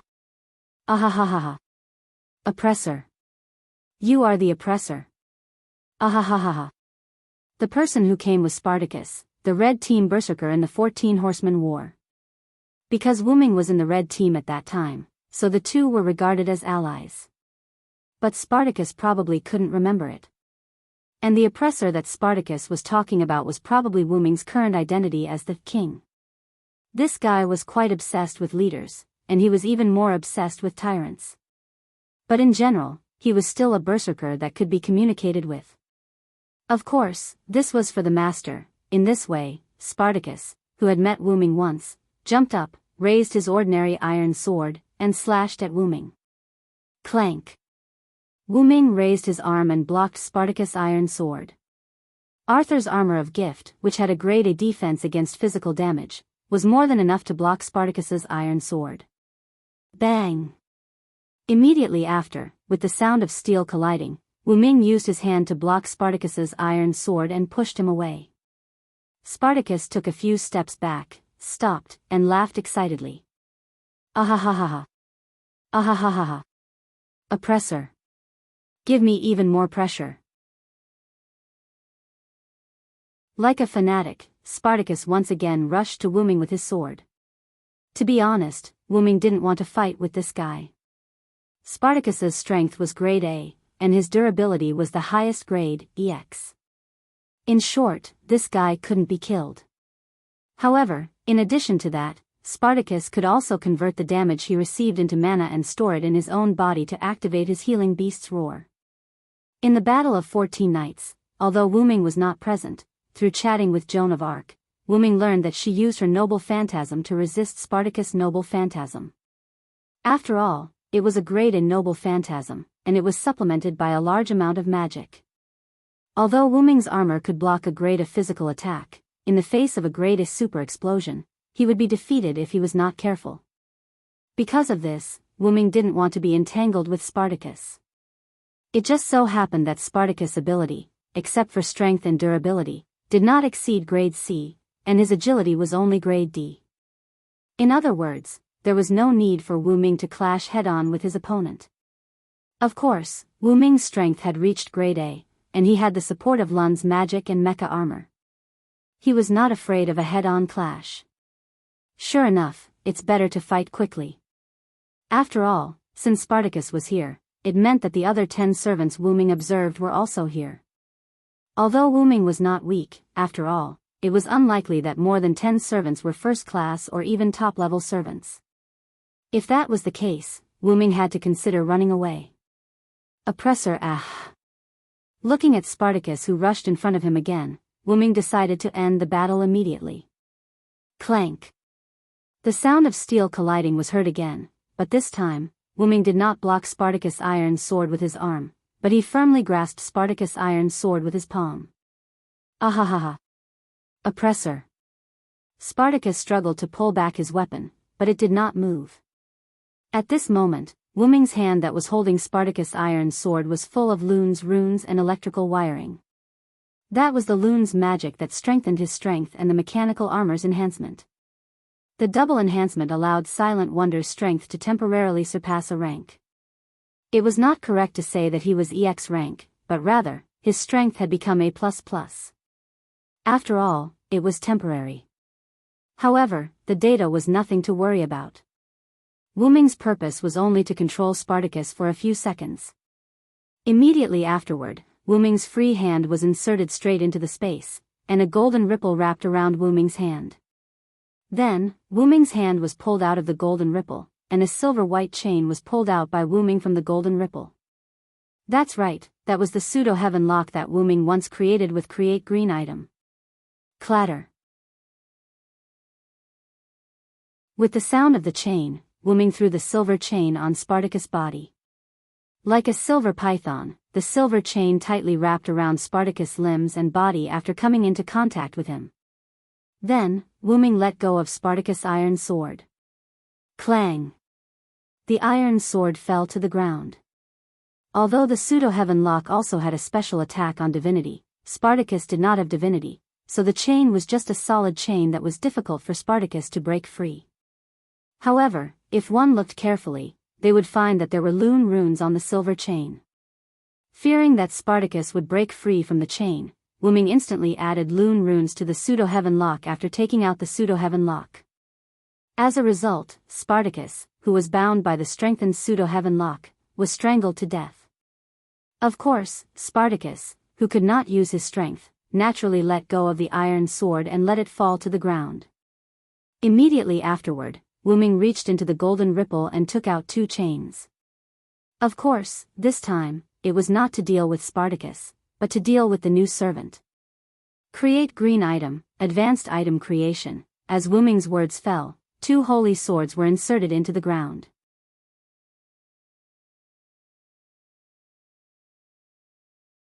Chapter 482.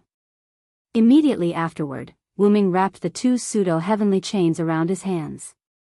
After that, Wu Ming grabbed the 2 long swords on the ground. These 2 swords were almost exactly the same as Wu Ming's Blade of Salvation. To be precise, they were exactly the same as Artorias' Excalibur. These 2 swords were imitations created by Wu Ming using Create Green item. For the pseudo-Excalibur, although it could still release light cannons, its power and range were not only 1 level lower, but several levels lower. Of course, the sharpness of these 2 pseudo-holy swords was also greatly reduced. The reason why Wu Ming used Create Green item to create these 2 pseudo-holy swords was to use them as consumables. Through the scanning device on the mecha armor, coupled with the fact that the other party did not cover up, Wu Ming easily saw the servant coming from behind him. It's them? Wu Ming sighed, what an ill-fated relationship. He shook his head. With their speed, they could indeed get behind him, and by doing this, they must not let him escape. Wu Ming smiled helplessly. I didn't expect them to be summoned as well. They can be considered old rivals. The one who strikes first gains the advantage. I won't hold back then. Wu Ming smiled. With that said, Wu Ming wrapped the chains on his arms around the hilts of the 2 holy swords. Immediately, he threw the pseudo-holy swords. Excalibur.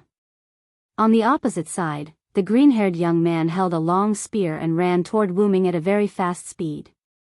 Although he was a rider, he had a permanent noble phantasm, so he did not need his own ride. Although this would expose his weakness, there were not many people who could catch up with his speed. You little thief who dares to spy on me, obediently accept your death. Then, listening to his disciple's bold words, his teacher, who had transformed into a centaur, chased after him. Don't underestimate the enemy, Achilles, the enemy is still in the same place.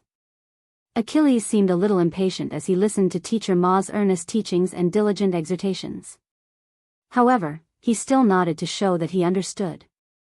Yes, I know, Master Charon. Although this disciple of his looked arrogant and unruly, he still gave him face as his teacher. Just as Achilles thought, there were almost no servants who could catch up with him, even his teacher, Charon, could not. Even if his teacher hadn't told him not to underestimate the enemy, Achilles would have slowed down. Otherwise, if Achilles were to run at full speed, even if he was in his centaur form and running on 4 legs, he would not be able to catch up with Achilles, let alone talk to him. At that moment, a voice came into their ears.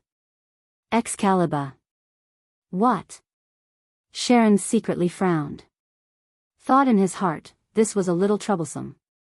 Hearing this sentence, Charon was shocked. Not to mention that it was a liberation noble phantasm, the holy sword Excalibur was quite famous. He tried to see the enemy's figure to determine whether the enemy was King Arthur or not, but even with his clairvoyance, the enemy was deep in the forest, so Charon could not see the enemy's appearance. In addition, not only Charon, but Achilles also knew about the legend of King Arthur and the holy sword. After all, King Arthur was too famous, especially in Europe. Although Charon and Achilles both knew about the holy sword, the two of them had different reactions. Is the enemy King Arthur? Unlike Charon's frown, Achilles' first reaction after hearing the word liberation was excitement. For Achilles, who was asked to choose to die as an ordinary person or die on the battlefield, chose the latter. A powerful enemy was his motivation. However, even so, Achilles wasn't a hothead. Although he did not know why King Arthur would release his noble phantasm, he had seen the power of the holy sword before, from the battle of the 14 knights that he retained his memory of. Although he was also very puzzled as to why he retained his memory of that battle, since Charon also retained it, he would leave the brainstorming to his teacher. Just as Achilles was about to take out his noble phantasm to surround the small world of the heavens, Achilles' cosmos, for defense, Achilles was stunned on the spot. It wasn't just Achilles. Even Charon was stunned. This was because they saw 2 small light pillars less than 5 meters in diameter shooting towards them at a speed that was not considered fast. Of course, this was for the 2 of them who had grade A+ agility. If it were Spartacus, he would definitely be hit. Moreover, why were there 2 light pillars? Wasn't there only one holy sword Excalibur? What really confused Charon and Achilles was not this, but the scale of the noble phantasm. Although they had never seen the holy sword Excalibur's noble phantasm, they had seen another holy sword's noble phantasm before. How could the scale be so different? In any case, Achilles and Charon were completely confused right now. With such a scale, they did not even need to defend, they only needed to dodge. By the way, the 2 of them would not directly charge towards Wuming, but chose to attack from the side. Although the light pillars were less than 5 meters in diameter, if it affected Riverdon who had a master, it would be quite troublesome. That was why the 2 of them went to the back. Of course, not letting this strange King Arthur escape was also one of the reasons. In just a flash, Achilles dodged the attack range of the 2 light pillars that were less than 10 meters in diameter side by side. For servants, especially those who had grade A+ agility, a distance of 100 meters only needed a breath of time, and a fierce jump was enough. Then, the 2 of them witnessed the small light pillars explode from their sides. Feeling the scorching heat, the 2 of them had no choice but to be serious. Even if it was a fake Excalibur, it was still a holy sword, and it was also a trump card noble phantasm.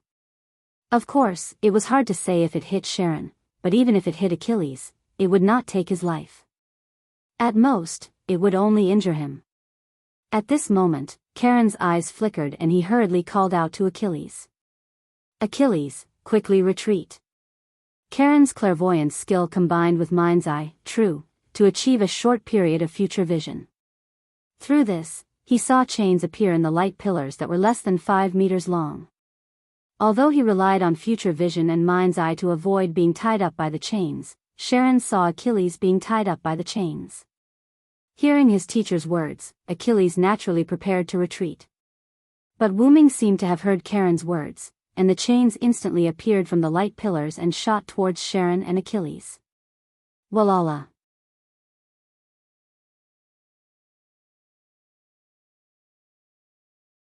Chapter 483.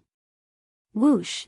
Using his wooden bow to shoot an arrow, Sharon broke the chain that was heading straight for him, and quickly retreated on all fours.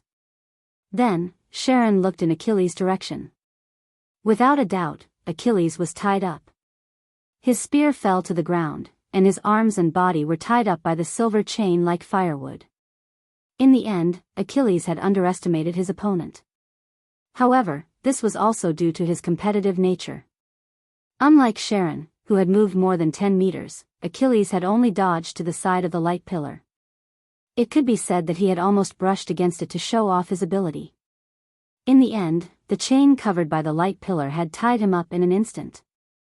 This really was a case of, if you don't do it, you won't die. I see. The target wasn't me from the beginning.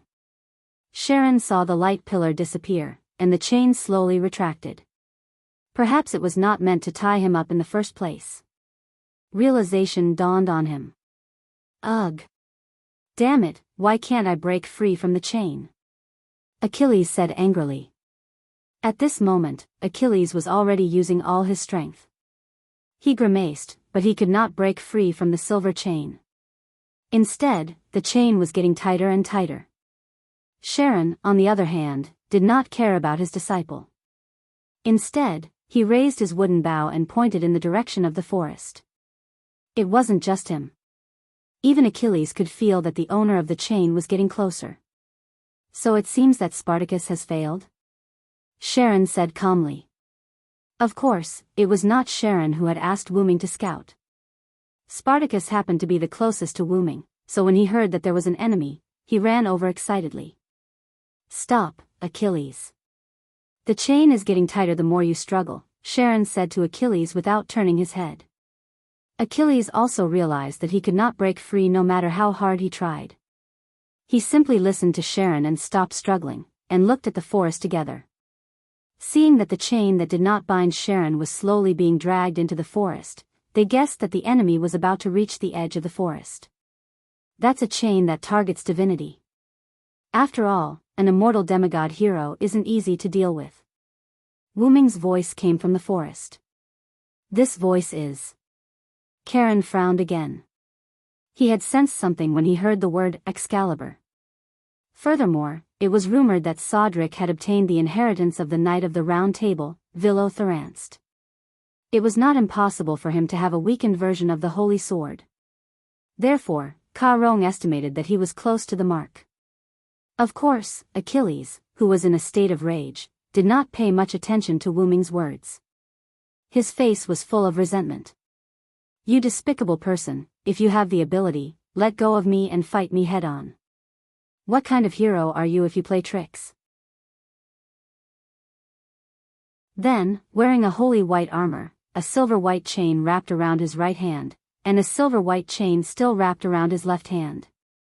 However, this chain was connected to Achilles' body. As for the two holy swords, their durability had long since reached its limit. They turned into magic power and disappeared within the pillar of light. What? It's actually this guy. Sodric, if you have the ability, let go of me. Achilles became even more agitated as if he had seen an old enemy. I didn't expect you to be summoned here. Karen also had a face full of emotion. However, he still did not lower his bow and arrow aimed at Wu Ming. After all, this continent was too chaotic. Including them, there were a total of 6 forces. Who knew which side this old friend in front of him was on? In the face of their words, it was Wu Ming who was dumbfounded. What's going on? It was rare for them to have memories of the Battle of the 14 Horsemen, or were they the servants of the Battle of the 14 Horsemen? After all, Sodric had only appeared during the Battle of the 14 Horsemen. Wu Ming, who had a deal with the 2 great restraining forces, had already set a rule that his servant image could not be sent out without his permission. Since Charon and Achilles recognized him, then they either had memories of the Battle of the 14 Horsemen or were the servants of the Battle of the 14 Horsemen.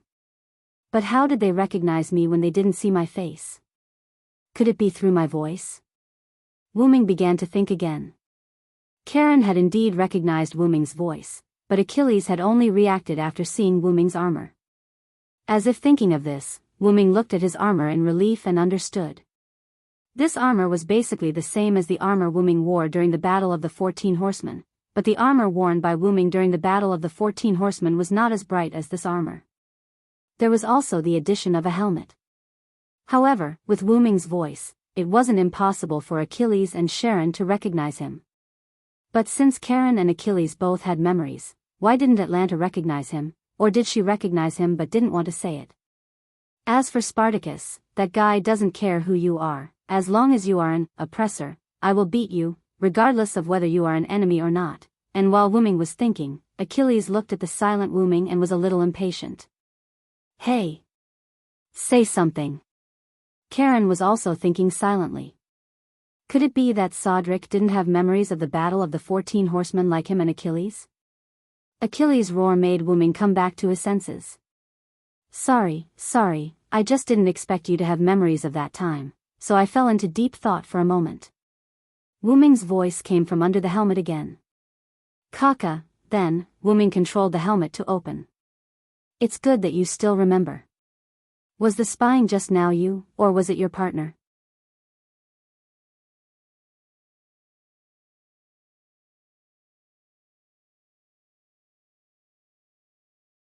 Chapter 484. Gadotsi didn't know what to do at the moment. With the help of many servants, they finally passed through 3 singularities and retrieved 3 holy grails. Just when they were about to retrieve the holy grails after defeating all the enemies at the 4th singularity, the person behind the scenes who caused the burning of humanity actually came out in person.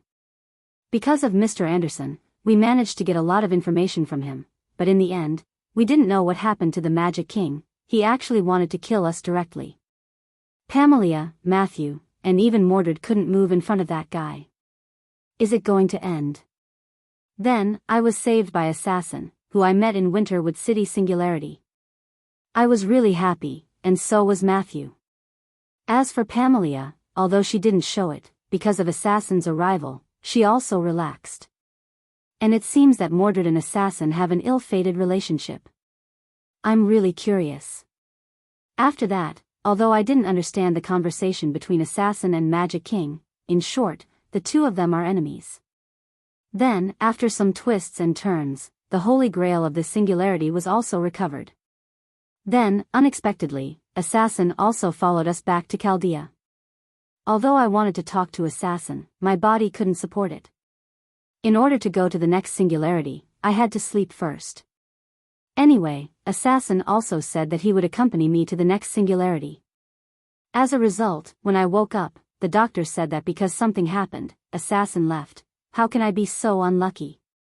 But fortunately, the doctor said that although Assassin couldn't go with us to the next singularity, he will go back, and there will always be a chance to meet. Then, because Assassin provided the coordinates of the next singularity, it didn't take long for me and Matthew to prepare to enter the next singularity. On the contrary, Pamela still didn't wake up, but it didn't matter, Matthew was already very strong.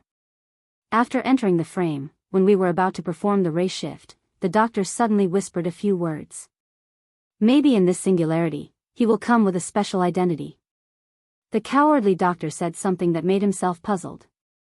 Special identity? Could it be that the spirit base is no longer Assassin? I've been prepared for this for a long time. No matter how stupid I am, I can see that Assassin is not an ordinary servant. Can an ordinary servant compete with a crown magician and force her to leave? He was really looking forward to it.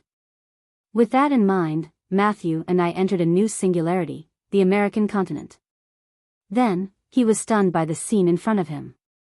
There were Roman soldiers with similar faces and Dragon Fang soldiers, as well as Caligula and Hercules, who had been defeated before.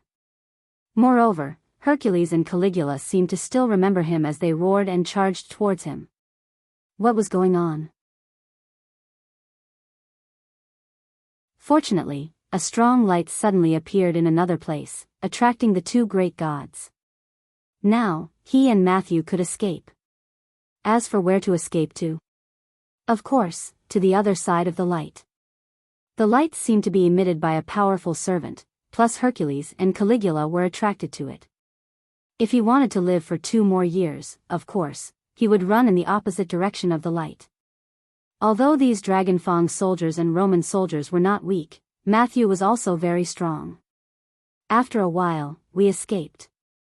We happened to meet Mr. Geronimo, who was observing the enemy on the edge of the battlefield. Fortunately, Mr. Geronimo was a good person.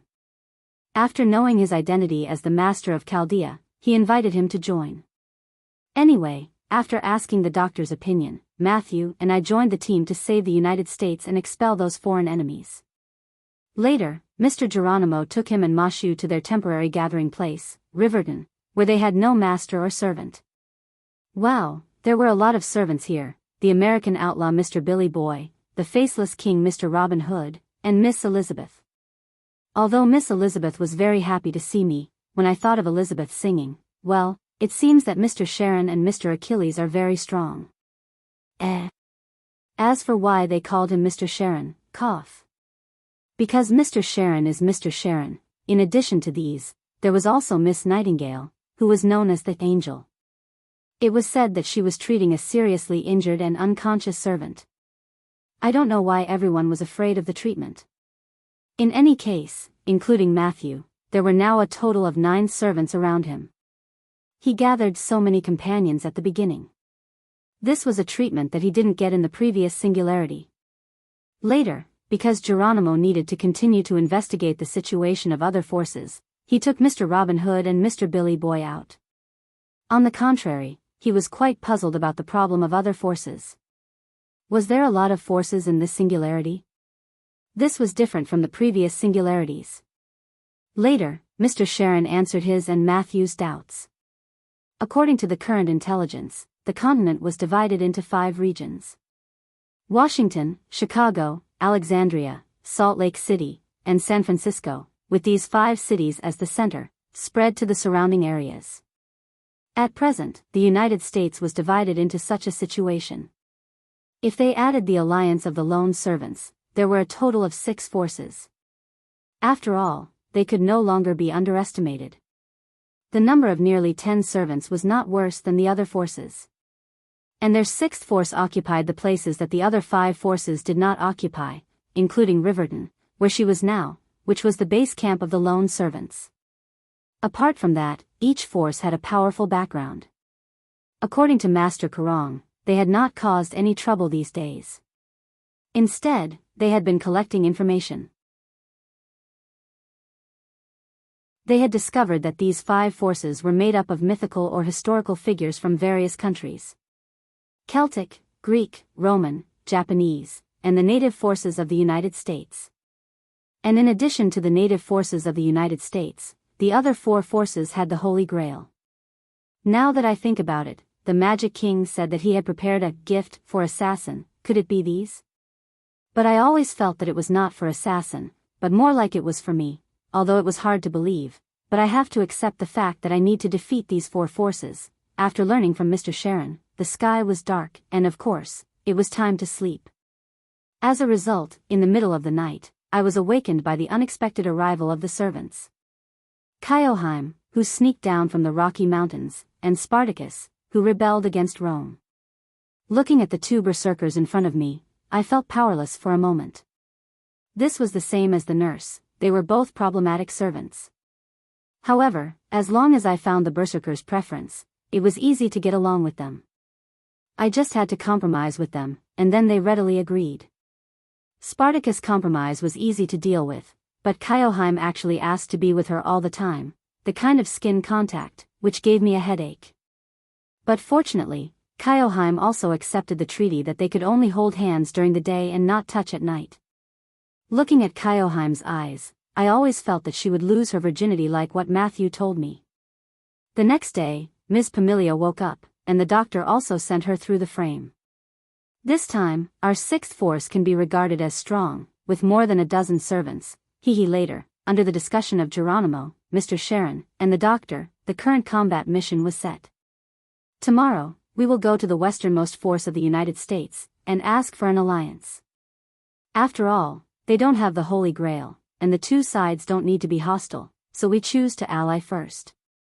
Then, after familiarizing himself with everyone, night arrived. While preparing for tomorrow's itinerary, Mr. Sharon sensed that someone was investigating them. In this way, Spartacus, who had already discovered it, because he was the closest to the person who was investigating them, he ran over without permission. As expected of a berserker. Mr. Sharon and Achilles also went first. After all, the enemy was in the light, and Spartacus might be in danger. Later, I also pulled Matthew and others toward that position. In the distance, I saw Achilles was tied up in chains. This was really bad. After all, even the strongest among them, Achilles, was tied up by that shining silver enemy. But when I walked closer, it turned out to be Assassin. Assassin seemed to have seen me as well. She loosened the chains that bound Achilles and even waved at me. Really, it turned out to be a family member who beat up another family member. In any case, Assassin did not break her promise. Anyway, let's hug first.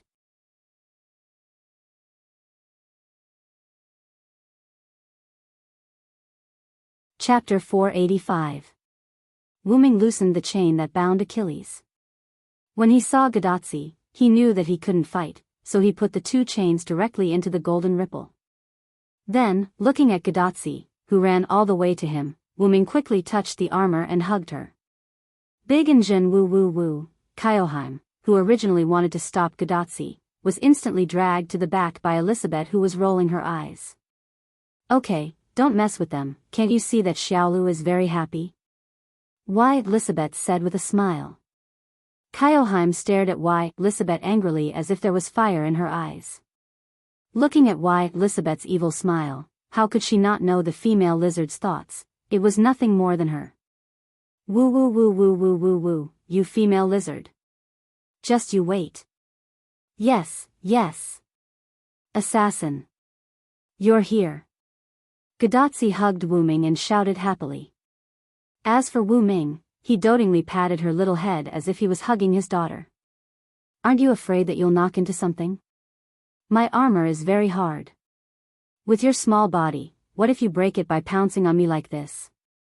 But I believe that you won't let me get hurt, Assassin. It can only be said that Wuming's reliability made Gadotsi believe that she will not get hurt. Wuming could only smile helplessly. Okay, come down first, Matthew is still watching. Wuming patted Gadotsi's little head. Gadotsi also realized this and hurriedly got down from Wuming's body. He came to little Eggplant's side and smiled shyly. Matthew didn't care about anything, but he was quite puzzled. Senpai, you and Assassin Senpai have a good relationship, but you have only met a few times. Huh? Really? I feel okay. When Matthew said that, Gadotsi didn't care and said casually. Instead, Wuming fell into deep thought. Matthew was right, he and Gadotsi have been together for less than a week, how can the two of them feel like family? However, after all, it was not the time to talk. Wuming looked at the pitch-black surroundings and said immediately. Let's get out of here first, this is not a place to talk. Other servants saw the relationship between Wuming and Gadotsi, and immediately put down their vigilance against Wuming. After all, they just wanted to peek, even if they wanted to explain, this was not the place to talk. So, they returned to Riverdon's house. After returning to the house, only Sharon, Matthew, Gadotsi, and Wuming were left at the scene. After all, the sixth force had already been planned, and such things like discussing the plan were handed over to Sharon and Geronimo, but now that Geronimo was not there, then it was handed over to the great sage Sharon. After all, Karen's name was enough to convince everyone. Kyoheim was forcibly suppressed by Y. Elizabeth, Robin Hood, and Billy Boy. Because Kyoheim and Gadotsi signed a magic treaty provided by Da Vinci, so as long as Kyoheim wanted to touch Gadotsi at night, her power would be suppressed. But in fact, even if there was no power suppression, it was okay, because this berserker's strength was only E. However, Kyoheim's desperate resistance made even Wuming slightly surprised, but he didn't know why Kyoheim kept staring at him. Wuming was confused. Of course, this was what Gadotsi ordered White Lisabeth and the others to do. Gadotsi saw that Wuming was in a good mood, and obviously, she didn't want to spoil Kyoheim's mood. Pamilia saw that it was Wuming, and then she left with an uninterested look. Achilles, on the other hand, snorted and left. It seemed that Wuming's dirty trick of binding Achilles made him very unhappy. However, since it was related to his master, Achilles didn't say anything else. Then, Wuming explained his matter, and told them that he was now Selander. So, that is to say, you are not Sodric now. Sharon deliberately emphasized the word now. Sharon already knew that Wuming was definitely not an ordinary servant, at least not as simple as it seemed on the surface. Selander? I feel more familiar with the name assassin, and I'm not familiar with history, so I don't know this name. Matthew, do you know it? Gadotsi was not familiar with mythology, so she wasn't familiar with the name Wuming said. The name Selander seems to be a character in the Long March. Matthew stayed in the sterile room all year round, so he read a lot of books, and he also knew some things about Selander, but not all of it. Now let's let the genius explain. Suddenly, a rather cheerful female voice came. Then, the communicator on Gadotsi's wrist emitted a light, and a virtual electronic screen appeared, but this time it was not Roman's figure, but a woman wearing a 15th or 16th century European trench coat, with a mechanical arm on her left arm, and a strange staff with a hexagonal crystal at the top. After seeing this face, Wuming was shocked. Isn't this Mona Lisa? Da Vinci's wife. Obviously, Gadotsi and Matthew were also shocked by the appearance of this Mona Lisa, cough cough. Da Vinci's wife. On the other hand, Wuming was relieved when he heard the name Mona Lisa. Da Vinci was Mona Lisa, so it wasn't that hard to accept. Hee hee. After all, this was a world of magic, and science didn't work here at all. Da Vinci's wife, stop messing around. This time it was Roman's voice, and along with the shaking of the virtual screen, Da Vinci disappeared on the screen, and Roman's cowardly face appeared instead. Sure enough, when I see this face, I subconsciously hate it. Sharon frowned, and then forced himself not to look at Roman, and only listen to his voice. Even the great sage said that? Roman was disappointed, and put on an expression that said, I can't do it anymore. Wuming estimated that if it weren't for the fact that he couldn't move freely, Roman would have lost his balance. Doctor, please get to the point. Matthew coughed, and said sternly. That's right, doctor. Since it's always the same evaluation, you should accept it. Gadotsi's words were like a sharp sword that pierced Roman's body. Fortunately, Roman wasn't as unreliable as he looked. Ahem, okay. Roman sorted out his thoughts and began to explain. According to the history books, Selander was an orphan picked up by Skahar. He was Skahar's younger brother, and also Skahar's first disciple. Not only did he inherit Skahar's martial arts, but he also learned all the Lune runes. If we were to really count, he should be stronger than Cuchulain. It wouldn't be an exaggeration to say that he was the strongest warrior in Celtic. Assassin is that strong? The title of the strongest warrior in Celtic shocked Gadotsi. However, Roman's words made Wuming feel that something was wrong.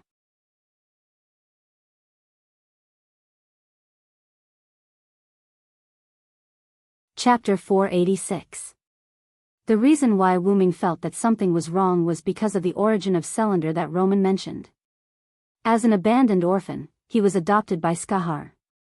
However, considering that the records in the future were not complete, and that Wuming and Skahar were considered siblings, Wuming did not intend to deny Roman's words. Then, in the face of Roman's words about being the strongest in the Celtic kingdom, Wuming smiled casually and said, "The title of the strongest warrior in the Celtic kingdom, maybe I really deserve it." It was important to note that Wuming was talking about himself, not Selander. After all, the Villo of the Knights of the Round Table was also Wuming. Because he had already planned it in his heart, Wuming did not intend to tell Gadotsi and the others. So, is this also the reason why Cuchulain called you senior brother? Matthew suddenly realized. Gadotsi and Roman also recalled the time when Cuchulain was a caster at the Winterwood Singularity and called him senior brother enthusiastically. Well, in short, that's it. Wuming smiled and shrugged. The more he spoke, the more mistakes he would make. It was better for him to keep quiet. But, if you are Celander, then you are related to the easternmost Celtic kingdom. Suddenly, Sharon looked at Wuming with a serious expression, as if he was guarding against something. The easternmost Celtic kingdom? What does this have to do with assassin? Gadotsi was puzzled. By the way, although she knew that Wuming was now called Celander, Gadotsi still wanted to call Wuming assassin. Then, Roman spoke. Tachika, do you remember when Geronimo said that there were only two forces fighting? Although she didn't understand Roman's words, Gadotsi naturally remembered what Geronimo had said. Of course I remember. Mr. Geronimo chatted with me during our free time. He said that there were originally only the native forces of the United States and the Celtic forces on this continent. Not long after, the other three forces appeared. That's right. This represents the original history of the United States resistance against the United Kingdom. However, it has become a dispute between the United States heroic spirits and the Celtic heroic spirits, Roman explained. Matthew looked at Gadotsi and Roman on the screen with a puzzled look. Because it was what Geronimo said to Gadotsi when they were chatting, apart from Matthew and Roman who happened to hear it, even Matthew didn't know about it. After all, I thought that since we're already part of the five forces, I didn't tell everyone about this. Gadotsi awkwardly scratched the back of her head. At this moment, the great sage Sharon spoke up. Msader is right about that. Then, I believe that Mr. Romani wants to talk about the leader of the Celts, Maeve, that we learned from Geronimo. All I can say is that he is indeed a sage, addressing Romani as Mr. Romani. When Ka Rong said this, it was Wuming who looked embarrassed. What about Maeve? Don't we already know that the leader of the Celtic forces is Maeve? It had to be said that Gadotsi really didn't know much about history and mythology. However, she couldn't be blamed. If it wasn't for some reason or interest, most students wouldn't know about Maeve. At this moment, our little eggplant blushed and quietly whispered into Gadotsi's ear. That. Senior, if the historical records are correct, Senior Celander is the person Maeve loves, Gadotsi looked at the blushing Matthew, then looked at the awkward Wuming. It seemed like this was true. Ahem. You're right, but it's not as simple as you think, Tachika. Wuming adjusted his expression and coughed twice. Celander is right. According to the historical records, Celander didn't accept Maeve's courtship. Roman spoke at the right time. Could it be a one-sided love? Instantly, Gadotsi's mind was filled with a tragic scene. Seeing Gadotsi fall into a reverie, Wuming gave her a karate chop. Although I don't know what nonsense you're thinking, it's definitely not what you think. Is that so? Ahem, because Wuming didn't use much force, Gadotsi could only hold her head and smile awkwardly. Then, Roman began to tell the story of the long march to seize the bull. Celander finished his apprenticeship in the demonic realm and walked all the way to Connaught. He settled down there and by chance, he saved Maeve, who was the current lord of Connaught. In the end, Maeve stayed behind as a guard. Celander also stayed behind because he had nowhere else to go. Gadotsi and Matthew listened attentively. Sharon didn't interrupt. On the other hand, Wuming nodded. This was in line with his experience. Maeve could be said to be the Greek goddess of beauty, Aphrodite. She played with all the men she met. However, because Celander turned a blind eye to Maeve's beauty, Maeve's competitive spirit was aroused. In the end, because of her willfulness, she started a war with Ulster. The source of the war was the snatching of a sacred bull. After that, there was the story of Celander and Cuchulain killing each other. In the end, the war ended because Maeve's father, the King of Ireland, interrupted. Celander took the opportunity to leave and Cuchulain was killed by Maeve's plot. Maeve was also assassinated because she was immersed in her love for Celander because of Celander's departure. That was the end of the story. Roman briefly described the long march to snatch the bull. It was almost the same as Wu Ming's experience. Wu Ming really didn't know what happened after that. With his own long march to snatch the bull, the ending was probably different from the original story. Therefore, Wu Ming didn't say anything. Actually, the rumors about Maeve and Celander are a little messy. There are a few versions, but this version is generally recognized as the most historically accurate, Roman continued. Wu Ming nodded in his heart. It was indeed quite accurate. It can be said that the long march to snatch the bull was caused by Celander. If it wasn't for Celander, I'm afraid there wouldn't be a long march to snatch the bull. However, Wu Ming smiled bitterly. You're wrong about that. If it wasn't for me, Maeve would have caused this war because of her selfishness, and Maeve also met two men who weren't swayed by her beauty. One loved her the most, and the other was the most ruthless. Wu Ming could understand. The one who loved him the most was naturally himself, and the one who was the most ruthless was probably Cuchulain. Cuchulain had delayed Maeve a lot of things. Although Maeve's original intention was to use the war to delay Wu Ming, the meticulous Maeve must have planned how to make Wu Ming stay after the victory. In the end, she was delayed by Cuchulain, and Wu Ming took the opportunity to escape. Speaking of which, I still have to thank junior apprentice brother, Wu Ming thought. So that's how it is. What Master Karen is trying to say is that Assassin's appearance should be related to Maeve, right? Suddenly, Gadotsi clenched his fist and punched the palm of his other hand. When did Gadotsi become so smart? Wu Ming looked at Gadotsi in confusion.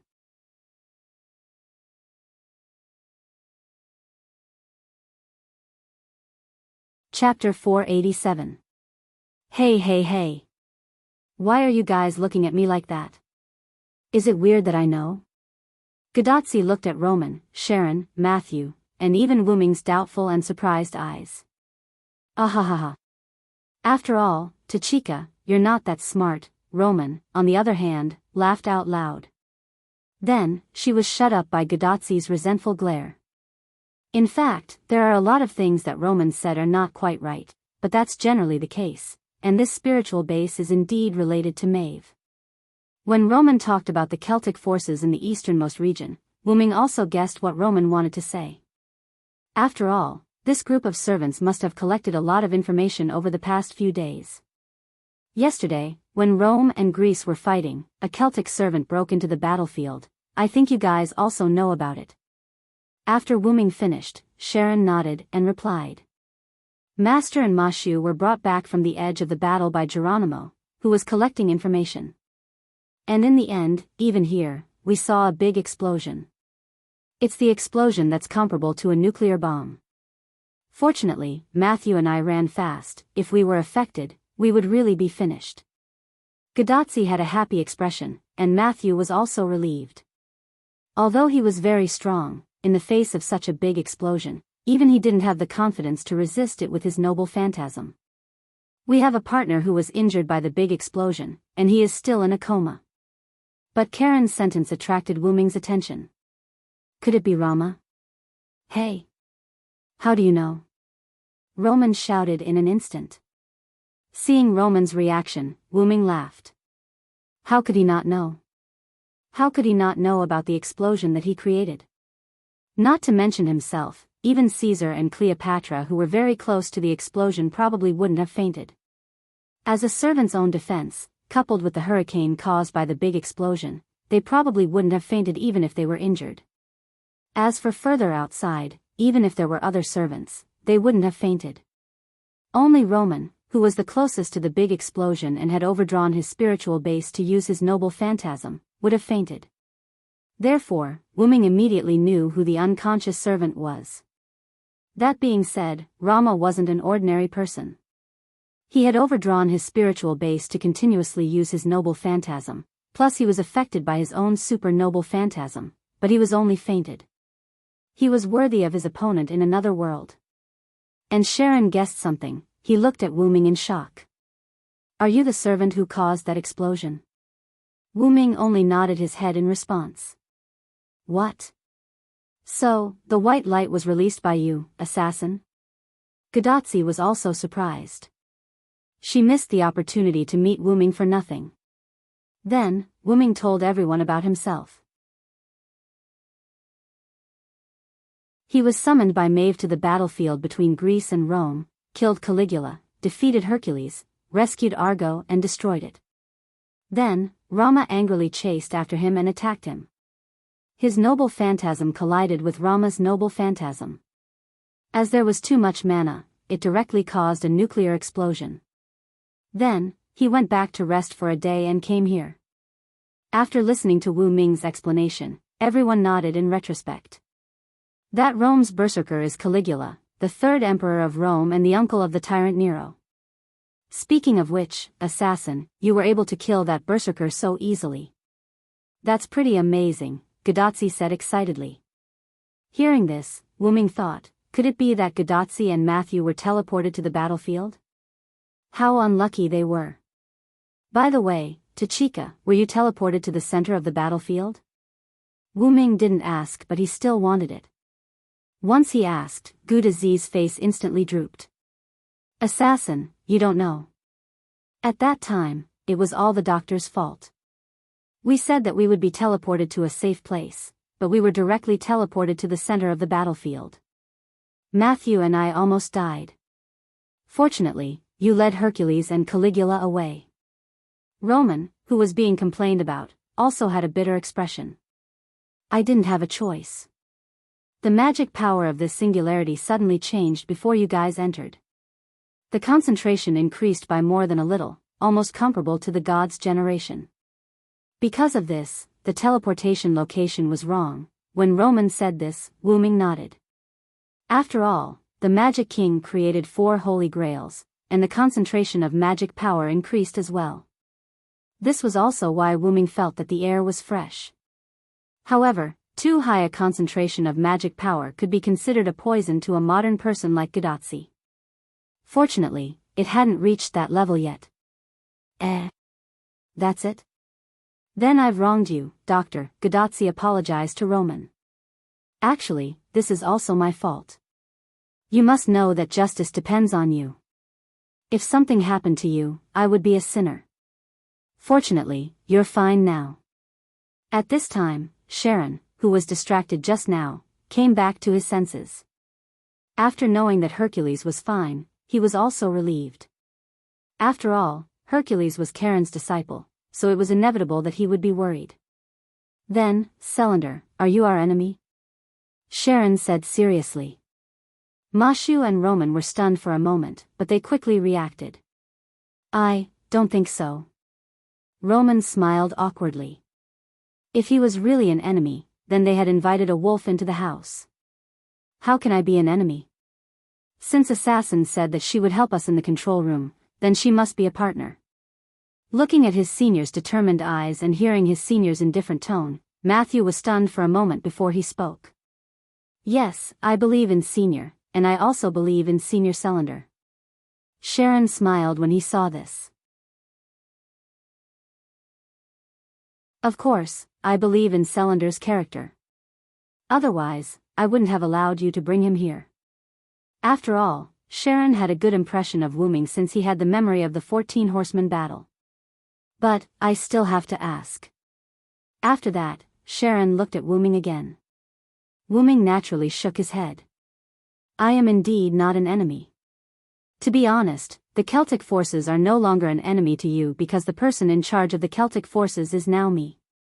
The place fell into silence. Then, Sharon covered his ears. Hey hey hey. The sound penetrated the house and attracted other servants. Sharon removed his hands that were covering his ears and went out to send away the servants that were attracted by the sound of the scream. As expected of a teacher, he had already expected this scream and covered his ears in advance. So, why are you so surprised? Even though Wu Ming was a servant, facing the girl's scream, Roman automatically ignored it. He still couldn't stand it. But, one of the 4 bosses that we need to defeat suddenly became one of our own. It's a bit hard to react. Gadotsi smiled awkwardly. For bosses? Wu Ming was puzzled by Gadatsi's words.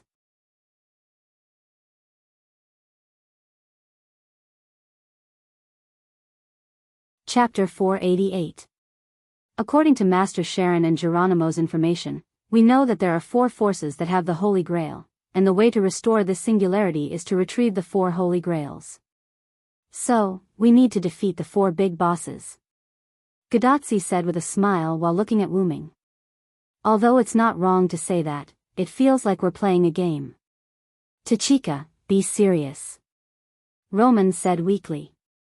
Hearing Roman's complaint, Matthew felt quite embarrassed, but it was good that his senior could be so cheerful. Forget it, lass.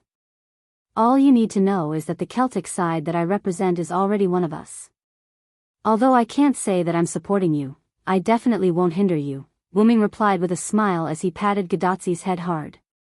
All right. Can't say that I'm supporting you? This made everyone puzzled. After all, Wu Ming was the leader of the Celtic side. How could he not support them? Wu Ming just explained with a wry smile. After all, it's not that easy to command the Celtic servants, unless you use the Holy Grail to forcibly control them, but if that's the case, it's better not to control them. Wu Ming knew that forcibly picked melons would not be sweet, so for Finn and the others, if they were not willing, Wu Ming was not prepared to forcibly control them with the Holy Grail.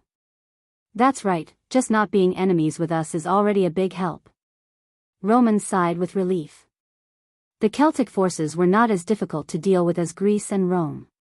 However, as long as Assassin is here, she can be considered a force, Gadatsi said playfully. Roman and Matthew were stunned, but after thinking about it carefully, they realized that it was true. Just like the previous nuclear explosion, except for those first-class servants, no, it should be the top servants, who could withstand it.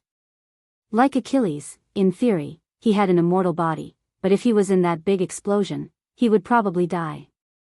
After all, he wouldn't be able to protect his heel from that kind of explosion. However, speaking of helpers, I can find you some.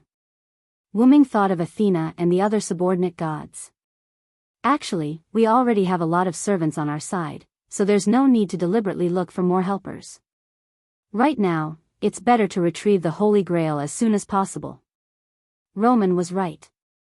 If they deliberately looked for helpers, it would have some impact on their next plan. Taking advantage of the situation was fine, but there was no need to do it deliberately. Wu Ming also nodded. That's true. It is indeed troublesome to summon them. The Skywings relied on the clones of Wu Ming's 12 clones to form a connection with Wu Ming, but Celander's spirit base did not have such an ability, so it could only rely on its subordinate gods. Although the subordinate gods also relied on their own ability to summon them, Wu Ming could also draw a magic circle to summon the clones of Athena, Lancelot, and the others from the world of the gods' layers. However, it would also take some effort. Thinking about it this way was putting the cart before the horse. Then forget it. Actually, Tachika is right. With me around, this trip will definitely be easy. Wu Ming nodded and patted Gadatsi's little head, causing Gadatsi to giggle and nudge Wu Ming's hand. It was not that Wu Ming was arrogant, but Wu Ming, who had cheated, could retrieve all 4 Holy Grails in a week if he wanted to. Of course, the premise was that the Magic King did not cheat. After all, it was a gift from that guy. Wu Ming did not think that it was as simple as having a few more servants. In addition, there was also Gadatsi, so Wu Ming chose to proceed step by step. I was originally going to go through this place to the American forces in the west of the Rocky Mountains to prepare for an alliance. Who would have thought that I would inadvertently spy on Tachika? When Wu Ming said this, Matthew and Roman also sighed. Gadatsi, on the other hand, looked very happy. This means that I am fated to be with Assassin, he, looking at Gadatsi, who was looking at him with a smile. Wu Ming also smiled. You said that you are going to the west of the Rocky Mountains. Are you going to unite with Edison? At this time, Sharon, who had sent away the other servants, also came back and happened to hear Wu Ming's words just now. Yes, after all, only the American forces that originally confronted the Celts did not hold the Holy Grail, so I decided to try to unite with the Lionhead, but, then, Wu Ming paused and continued. I don't know about the Edison you are talking about. I just heard from Maeve that the current ruler of the American forces is a lionhead. Lionhead? Everyone was also stunned. Could it be that Edison is a lionhead? What's going on? I also learned about Edison from Geronimo. According to the information collected by Robin Hood from the residents, their current president is indeed called Edison. Sharon looked at Wu Ming and said. Wu Ming also knew that Sharon must not be lying, so he nodded. And coincidentally, we are also going to unite with Edison. After all, the other party does not have the Holy Grail, so he is indeed a good ally. Sharon continued to talk to Wu Ming. And Wu Ming was also happy after hearing this. In that case, let's go together. Sharon also nodded. I also have the same idea. I am going to only let Master and Matthew go with you. This way, the others can also free up some time. After all, we still have 3 opponents to deal with. Sharon sighed and continued. Although we have a large number of followers, except for Achilles, the other followers have a very low chance of winning against the Greek and Roman servants. As for me, in front of Hercules and the others, I can only follow the rules. We are also relieved to have your help. Wu Ming also understood Karen's words. The followers that Wu Ming saw just now, in terms of real strength, only Achilles, Sharon, and Pamilia could enter Wu Ming's eyes. The others did not bring the slightest sense of threat to him. For example, although Spartacus' noble phantasm was powerful, it was purely self-destructing. Robin Hood, Billy Boy, Geronimo, and the rest were only able to search for enemies. The intelligence they gathered was very reliable, but their combat power was still too weak for their current opponents. As for Lisabeth and Kyoheim, who was just dragged away with her mouth covered, felt like a problem child, and Lisabeth, it seemed that the other followers were afraid of her. Could it be that she was actually very strong? Oh right, they still had Rama, who was seriously injured and unconscious. If Rama wasn't injured, he would also be a reliable expert. But now, he had become a burden. This was really a case of a tiger being bullied by dogs. Just when Wu Ming was thinking, Gadotsi smiled happily. Good, with Assassin, the journey will be much safer. It was not that Sharon and the others were not helpful, it was just Gadotsi's temporary feeling. Gadotsi did not have any negative emotions, so Sharon was not angry. In that case, you will be on the road tomorrow morning. Sharon proposed. Whether it was Roman, Matthew, or Gadotsi, they had no objection to Karen's proposal. By the way, Rama has not woken up yet, I will go and see him. Wu Ming suddenly said.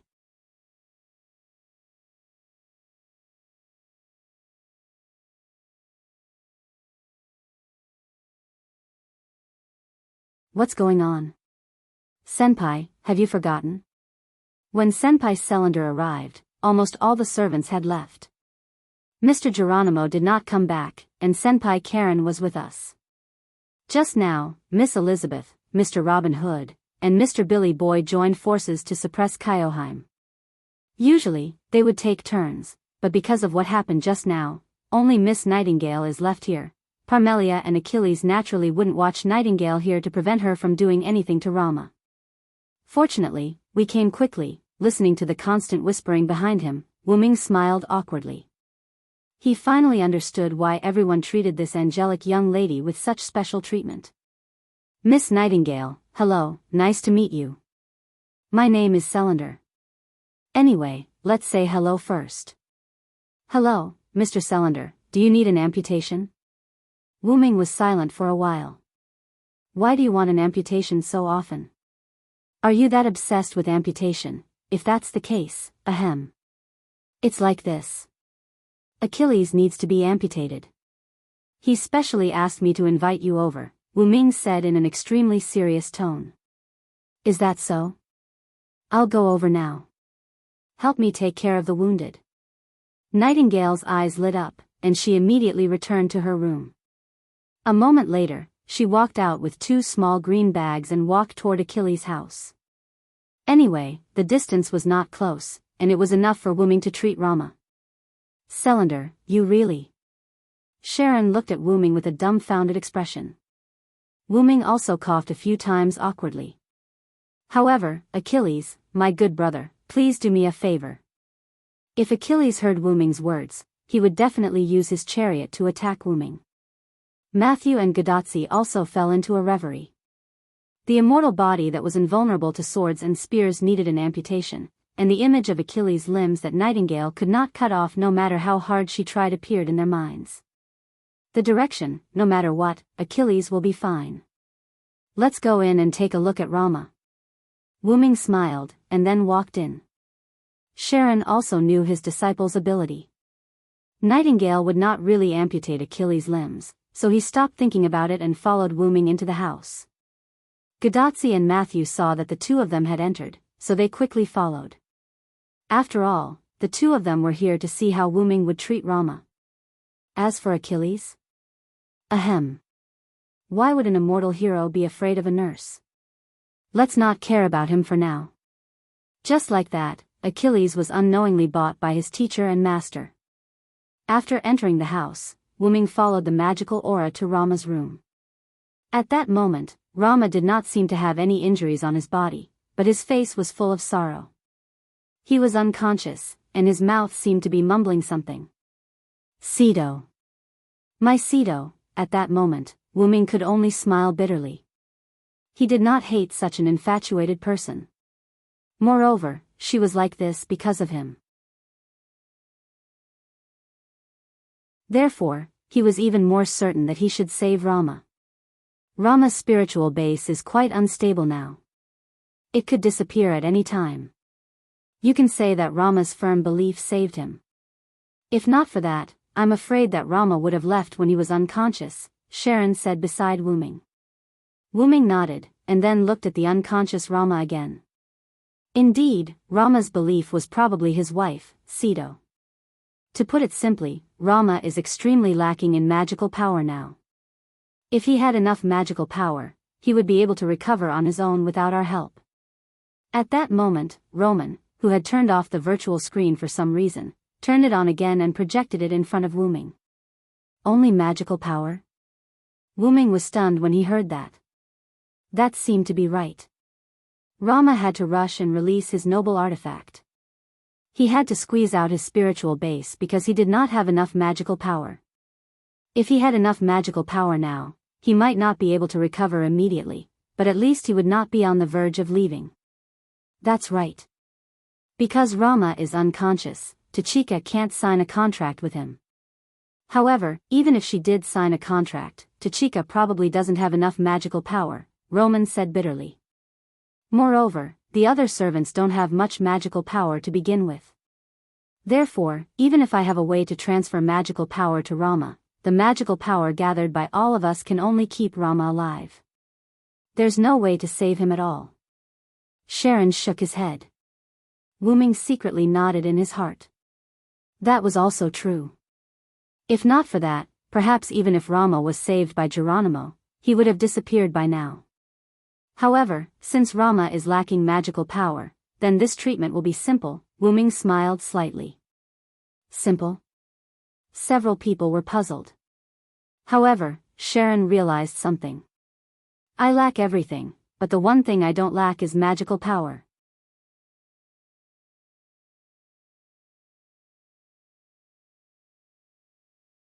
Chapter 490. After saying that, Wu Ming's body erupted with a huge wave of mana. Matthew and Gadotsi were directly pushed away, and Sharon had to struggle to maintain his body to not be pushed away. Roman's screen, on the other hand, disappeared due to the violent fluctuations of mana. Then, Wu Ming raised a hand in front of him, and countless amounts of mana in his body and the mana released outside of his body converged. Streaks of dark blue mana continuously converged. This was because the purity of the mana was so high that it could be seen with the naked eye, and this made Sharon tremble. Countless amounts of mana continuously condensed in Wu Ming's hand, and not long after, this mana formed a blue high-density mana crystal in the shape of a holy grail. With the appearance of this mana crystal, the wind in the room also disappeared. If not for the traces of chaos in the room and the fact that Gadotsi and Matthew were paralyzed on the ground from the wind, perhaps the wind just now would have been mistaken for an illusion. You recognize this thing, right? Wu-Ming weighed the mana crystal in his hand and looked at Gadotsi and Matthew. The two of them stood up in a sorry state, patted their aching buttocks, and nodded. I've seen it before. Chaldea has many mana crystals, but why is yours blue? And it's much bigger than Chaldea's. Gadotsi indicated that her mana crystal was a green cube, and it was in small pieces. There's more to be surprised about next. Wu-Ming smiled, and then released his mana again. But this time, the mana released only filled Wu-Ming's hand, so Gadotsi did not need to worry about being blown away again. The three of them just watched Wu-Ming continue. Pure mana that was visible to the naked eye appeared in Wu-Ming's hand. The dark blue mana climbed onto the blue Holy Grail crystal, and as if it was dyed, the Holy Grail crystal began to change color. Surprisingly, when the dark blue color covered the blue mana crystal, it didn't dye it a deeper blue, but a golden color. While he was at it, Wu-Ming also smoothed out the edges and corners of the Holy Grail's crystal with magic. Just like that, a Holy Grail appeared before Gadotsi. The Holy Grail? Roman shouted in shock as the virtual screen reappeared. That's not it, Doctor. That's a mana crystal created by Assassin. It's just that it's been dyed with some color. After hearing Gadotsi's explanation, Roman calmed down and used the equipment to analyze the Holy Grail. In the end, just as Gadotsi had said, this Holy Grail was just a magic crystal. However, this was enough for Roman to look at Wu-Ming in a different light, because this Holy Grail was indeed an incomplete Holy Grail.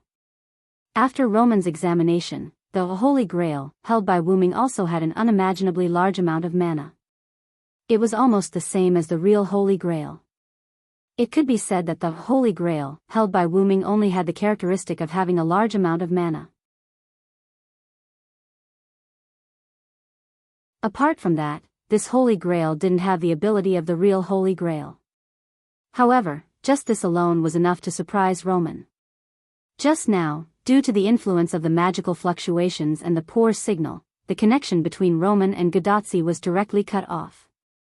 However, because Wu-Ming's speed of condensing the mana crystal wasn't slow, it only took a few minutes for Roman to reconnect. In other words, Wu-Ming created an incomplete version of the Holy Grail in just a few minutes. I'm afraid you're the only one who can do such a shocking thing in just a few minutes. Roman had a strange expression on his face as he said embarrassedly. Roman was naturally referring to Wu-Ming's identity, and Wu-Ming also understood what Roman meant. Then, looking at Gadotsi, who was staring at the Holy Grail in his hand, Wu-Ming smiled. Then, Wu-Ming threw the Holy Grail in his hand to Gadotsi. Under Matthew's worried gaze, Gadotsi caught the Holy Grail in a panic. There's no hurry to use this on Romo now. You and Matthew can take a look at it. Then, the two little girls, Matthew and Gadotsi, went to the side with the Holy Grail in their hands. They were still very interested in the item that was basically the same as the Holy Grail.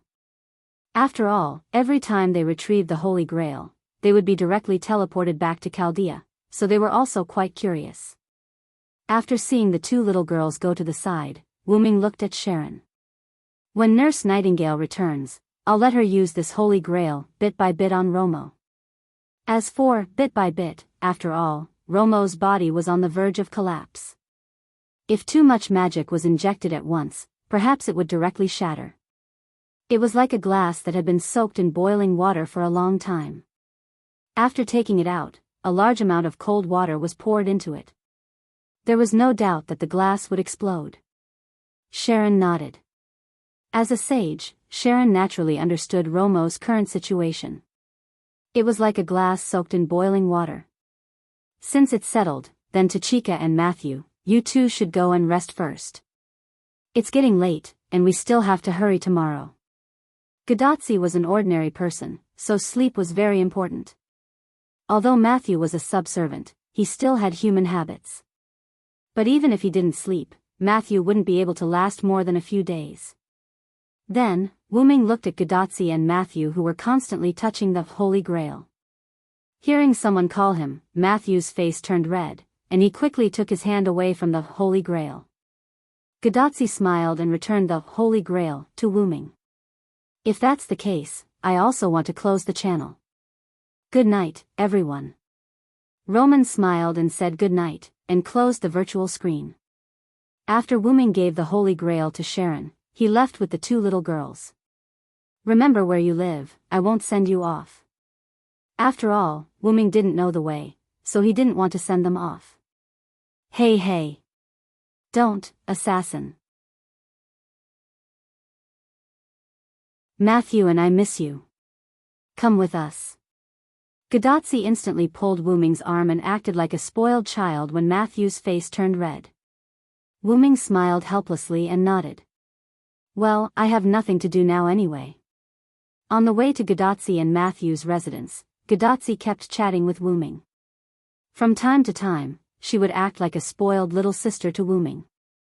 This made Matthew, who was behind them, blushed. After all, this town wasn't that big. Even if Gadotsi deliberately slowed down, they arrived after chatting for a while. Alright, hurry up and sleep. Otherwise, I won't bring you along tomorrow. Wu Ming patted Gadotzi's little head dotingly. Matthew too. Don't delay your sleep because you care too much about your seniors. Even if you're a subservient, you're still a human. Sleep well. Matthew nodded with a red face. Good night, assassin. Then, Matthew and I will go in first. After Matthew bowed to Wu Ming, he followed Gadotsi into the room. Wu Ming, who stood outside the door, didn't leave immediately. Instead, he was thinking about something. Why do I feel that Tachika is getting more and more intimate? She's just like my little sister. Wu Ming thought about this problem and turned around to leave. In the room, Gadotsi was humming happily as he made the bed for the two of them. Because there weren't many rooms, she and Matthew basically slept in the same bed. After all, Gadotsi couldn't let her little sister sleep on the ground. By the way, Senior is very close to Senior Cylinder. It's just like a brother. Matthew, who was standing behind Gadotsi, said gently. Oh. Really? I don't feel anything. I just want to do that. Gadotsi was stunned and smiled slightly. Then, her smile became mischievous. Could it be that Matthew is jealous? Gadotsi looked at Matthew with sneaky eyes. How? How could it be? Matthew instantly panicked. But after seeing the look in his senior's eyes, he understood that his senior was teasing him. In an instant, Matthew's little face bulged like a bun. He pretended to be angry and looked at Gadotsi. Senior, ha. Okay, let's sleep. We still have to hurry tomorrow. Senior is so annoying.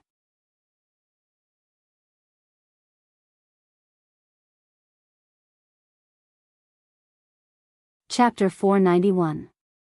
The night went by silently. Early the next morning, Wu Ming knocked on Gadotzi's door. The one who opened the door was naturally Matthew, who had the physique of a servant.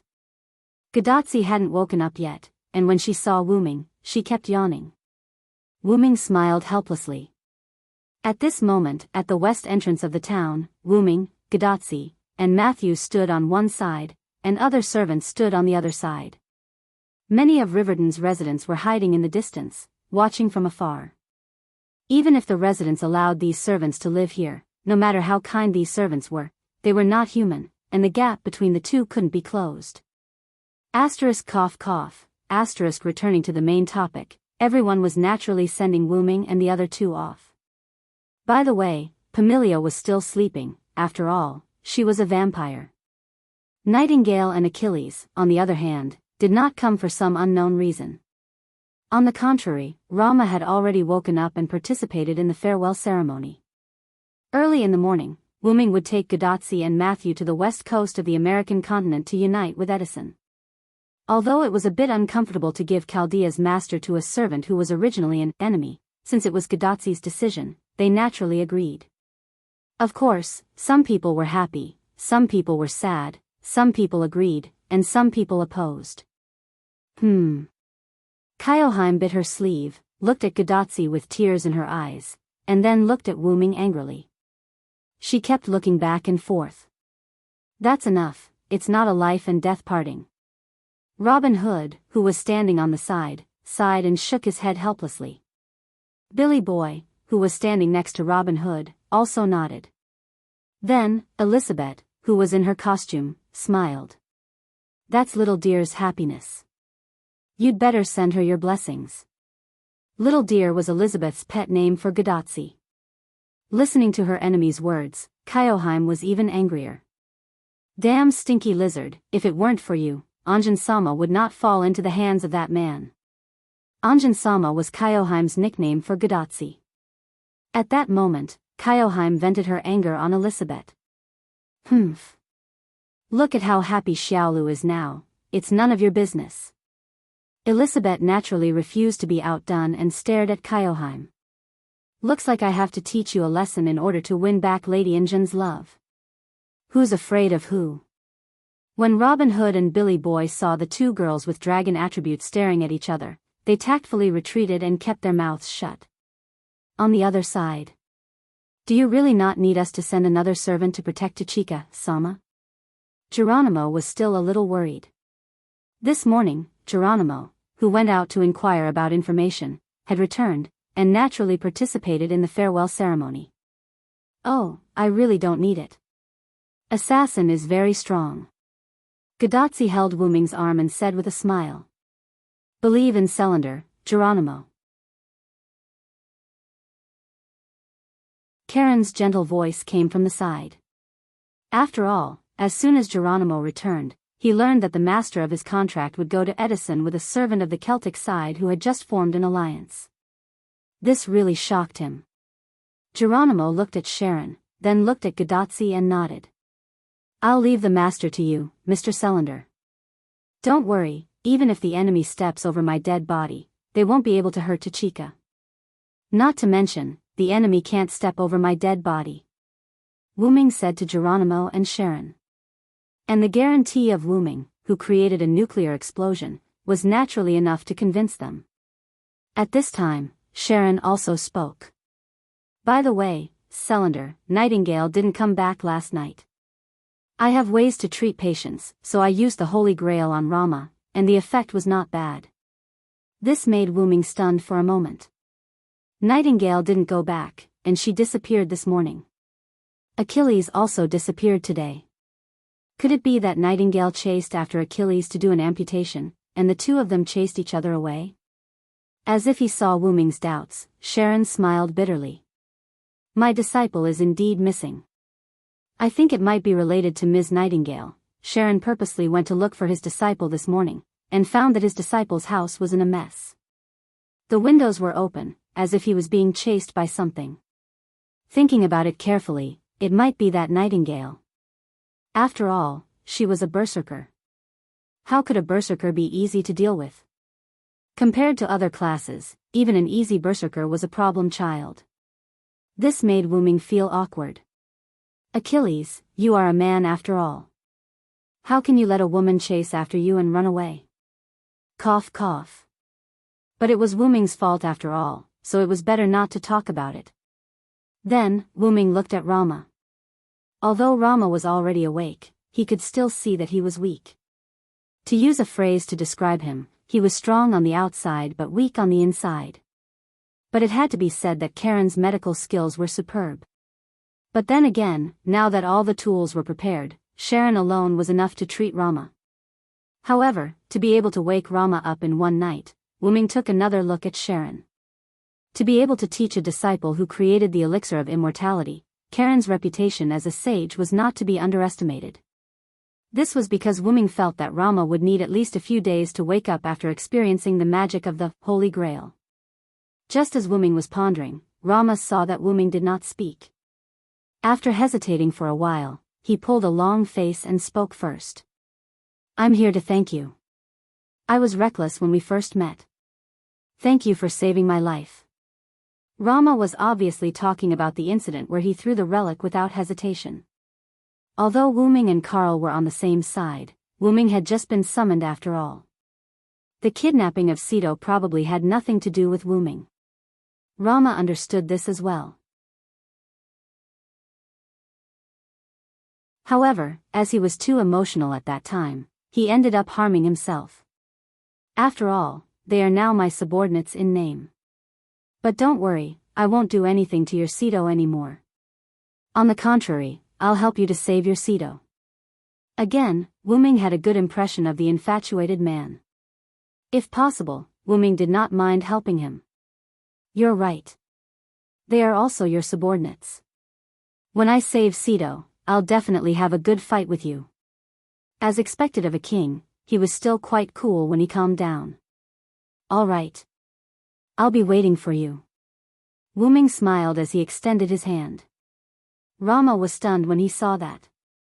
He immediately reacted and extended his hand as well to shake Xian's hand. Gadotsi smiled when she saw that.